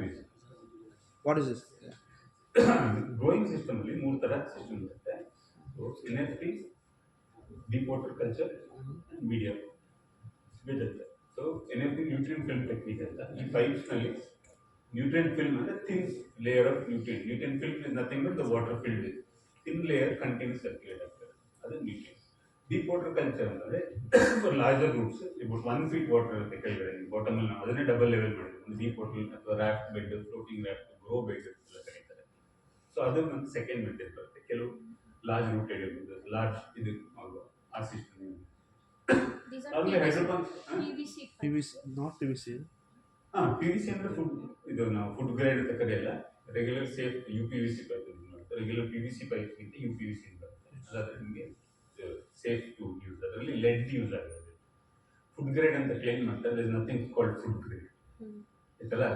So ಅದು ಆ್ಯಕ್ಚುಲಾಗಿ ಹೇಳ್ಬೇಕು ಅಂತಂದರೆ ನಿಮಗೆ ಕೆಲವು ತುಂಬಾ ಹೈಲಿ ಇದು ಬರ್ತದೆ, ಬೇಬಿ ಫೀಡಿಂಗ್ ಬಾಟಲ್ಸ್, ಆ ಥರದ್ದು ಮಾತ್ರ ಫುಡ್ ಗ್ರೇಡ್ ಅಂತ ಆ್ಯಕ್ಚುಲಿ ಕರೀಬೋದು.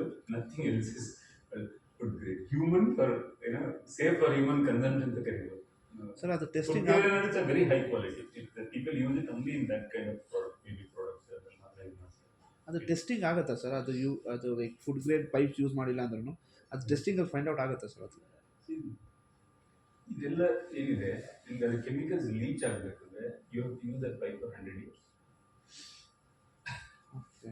ಸೊ ಅಷ್ಟು ಇದು ಬೇಕಾಗಿಲ್ಲ, ಅದನ್ನೇ ಹೇಳಿದೆ. ಆ ಥರ ನೀವು ಮಾಡ್ತಾ ಹೋದಾಗ ನಥಿಂಗ್ ಕ್ಯಾನ್. ಇವಾಗ ನಾವು PVC ಯೂಸ್ ಮಾಡ್ತೀವಿ, ಇರಿಗೇಷನ್ಗೆಲ್ಲ ಯೂಸ್ ಮಾಡ್ತೀವಿ. ಸೋ ಮೆನಿ ಇಯರ್ಸ್, 50-60 ಇಯರ್ಸಿಂದ ಎಲ್ಲ ಹೊಲಗದ್ದೆಗಳಲ್ಲಿ PVC ಪೈಪ್ ಯೂಸ್ ಮಾಡಿ. ಅದೇ ವಾಟರ್ ಆ ಲೀಚಿಂಗ್ ಏನು, ಅದು ಕೆಮಿಕಲ್ ಲೀಚ್ ಆಗಬೇಕು. ಸ್ವಲ್ಪ unfortunately they are not biodegradable materials, but ಇಲ್ಲಿ ಅದು ನಿಮಗೆ ಅಡ್ವಾಂಟೇಜ್ ಆಗುತ್ತೆ. ಯಾಕೆಂದರೆ ದರ್ ಇಸ್ ನಥಿಂಗ್ ವಿಚ್ ಇವನ್ ಪಾಲಿಮೆಂಬ್ರೇನ್ಸ್ ಯಾವುದೇ ಯೂಸ್ ಮಾಡ್ತಿಲ್ಲ. ಅದರಿಂದ ಯಾವುದೇ ತುಂಬಾ ಚೀಪ್ ಕಳಪೆ quality recycle, multiple recycle plastic, black plastic ಎಲ್ಲ ಬರುತ್ತೆ. ಈಗ ನಾವು ಈ ನೆಟ್ ಪಾಟ್ಸ್ ಅಂತ ಬರ್ತದೆ, ಅದೆಲ್ಲ ಬ್ಲ್ಯಾಕ್ ಇದರಲ್ಲಿ ಬರೋದು, ವರ್ಜಿನ್ ಮೆಟೀರಿಯಲ್. ಬಟ್ ಅದು ಕೂಡ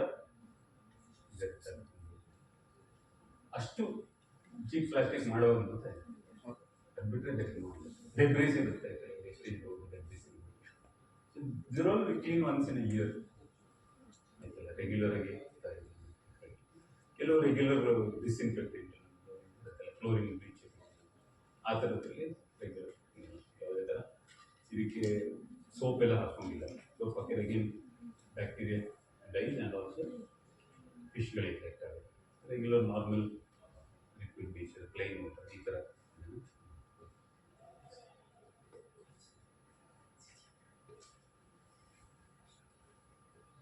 Sir, seeds.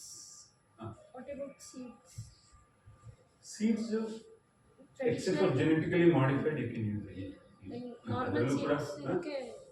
It is compatible for. Compatible regular hybrid seeds. ಅದರಲ್ಲೂ ಕೂಡ ಏನಾಗ್ತೈತಿ, ಹೈಬ್ರಿಡ್ ಸೀಡ್ಸ್ ಎಲ್ಲ ಏನಿದೆ ದೇ ಆರ್ ನಾಟ್ ಹಾರ್ಮ್ಫುಲ್. ಅದು ಕೆಲವು ಇನ್ಸೆಕ್ಟ್ಸ್ ಬರ್ಬೋದು, ಪೆಸ್ಟಿಸೈಡ್ ಬರ್ಬೋದು, ಕೆಲವು ಅದನ್ನು ಕೋಟಿಂಗ್ ಮಾಡಿರ್ತಾರೆ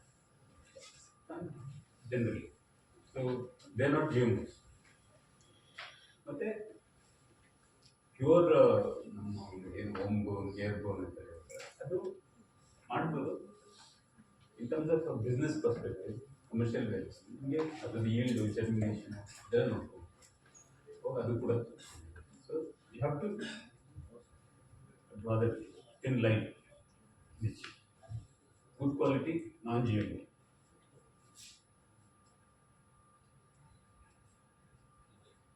Thank you so much. Giving so much of time. Hope it was good.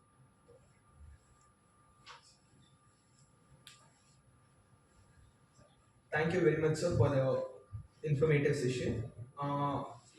Now, our coordinator will felicitate sir.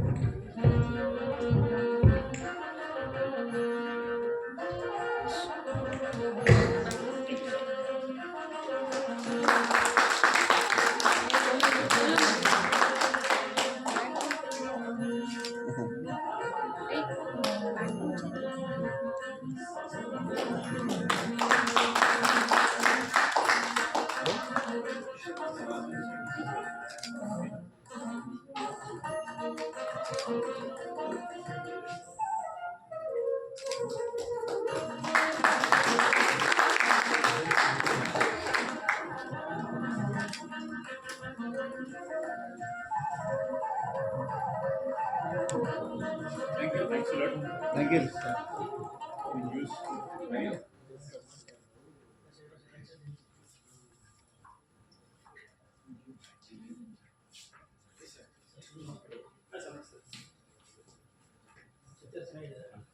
Thank you, sir. We'll now begin our next technical session of the day. So it's my pleasure to introduce our speaker, Dr. Shivakumar Managa from the College of Fisheries, Bangalore. Before inviting him to deliver his lecture, I'll take a moment to briefly introduce about him. Dr. Shivakumar Magada sir, former Dean and Professor of Aquatic Biology, Karnataka Veterinary Animal and Fishery Sciences University, College of Fishes, Bangalore. He has presented several papers and published papers in national and international conference and journals. Also, he has authored books and chapter. We are privileged to have him with us today to share his insights on next generation aquaculture technologies for enhanced fish production. So I now invite our coordinator to welcome Dr. Shivakumar sir with a gift.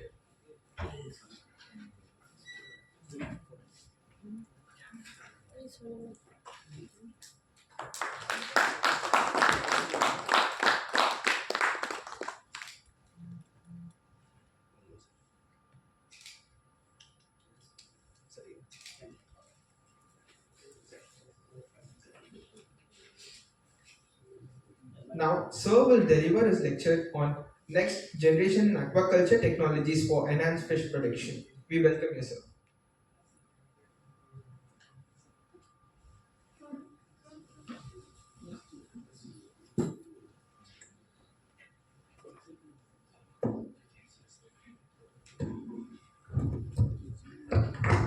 Well, good afternoon. Friends sitting in the back, so ಈ ಕಡೆ I'm a teacher for last 32 years.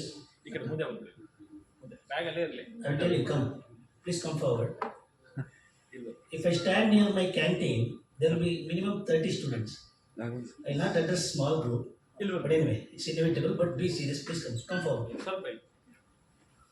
At least for next 20 minutes, please don't use mobiles. ಎಲ್ಲ ಹಿಂದೆ mobile ನೋಡ್ತಾ ಇದ್ದೀರಿ ಬನ್ನಿ. ಇಲ್ಲಿ ಬರ್ರಿ.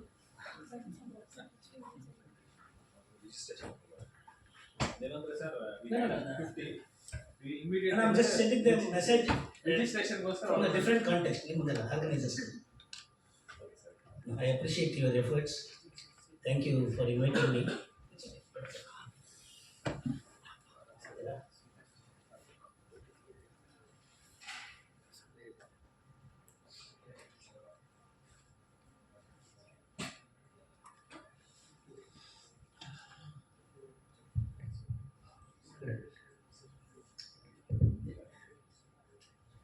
Well,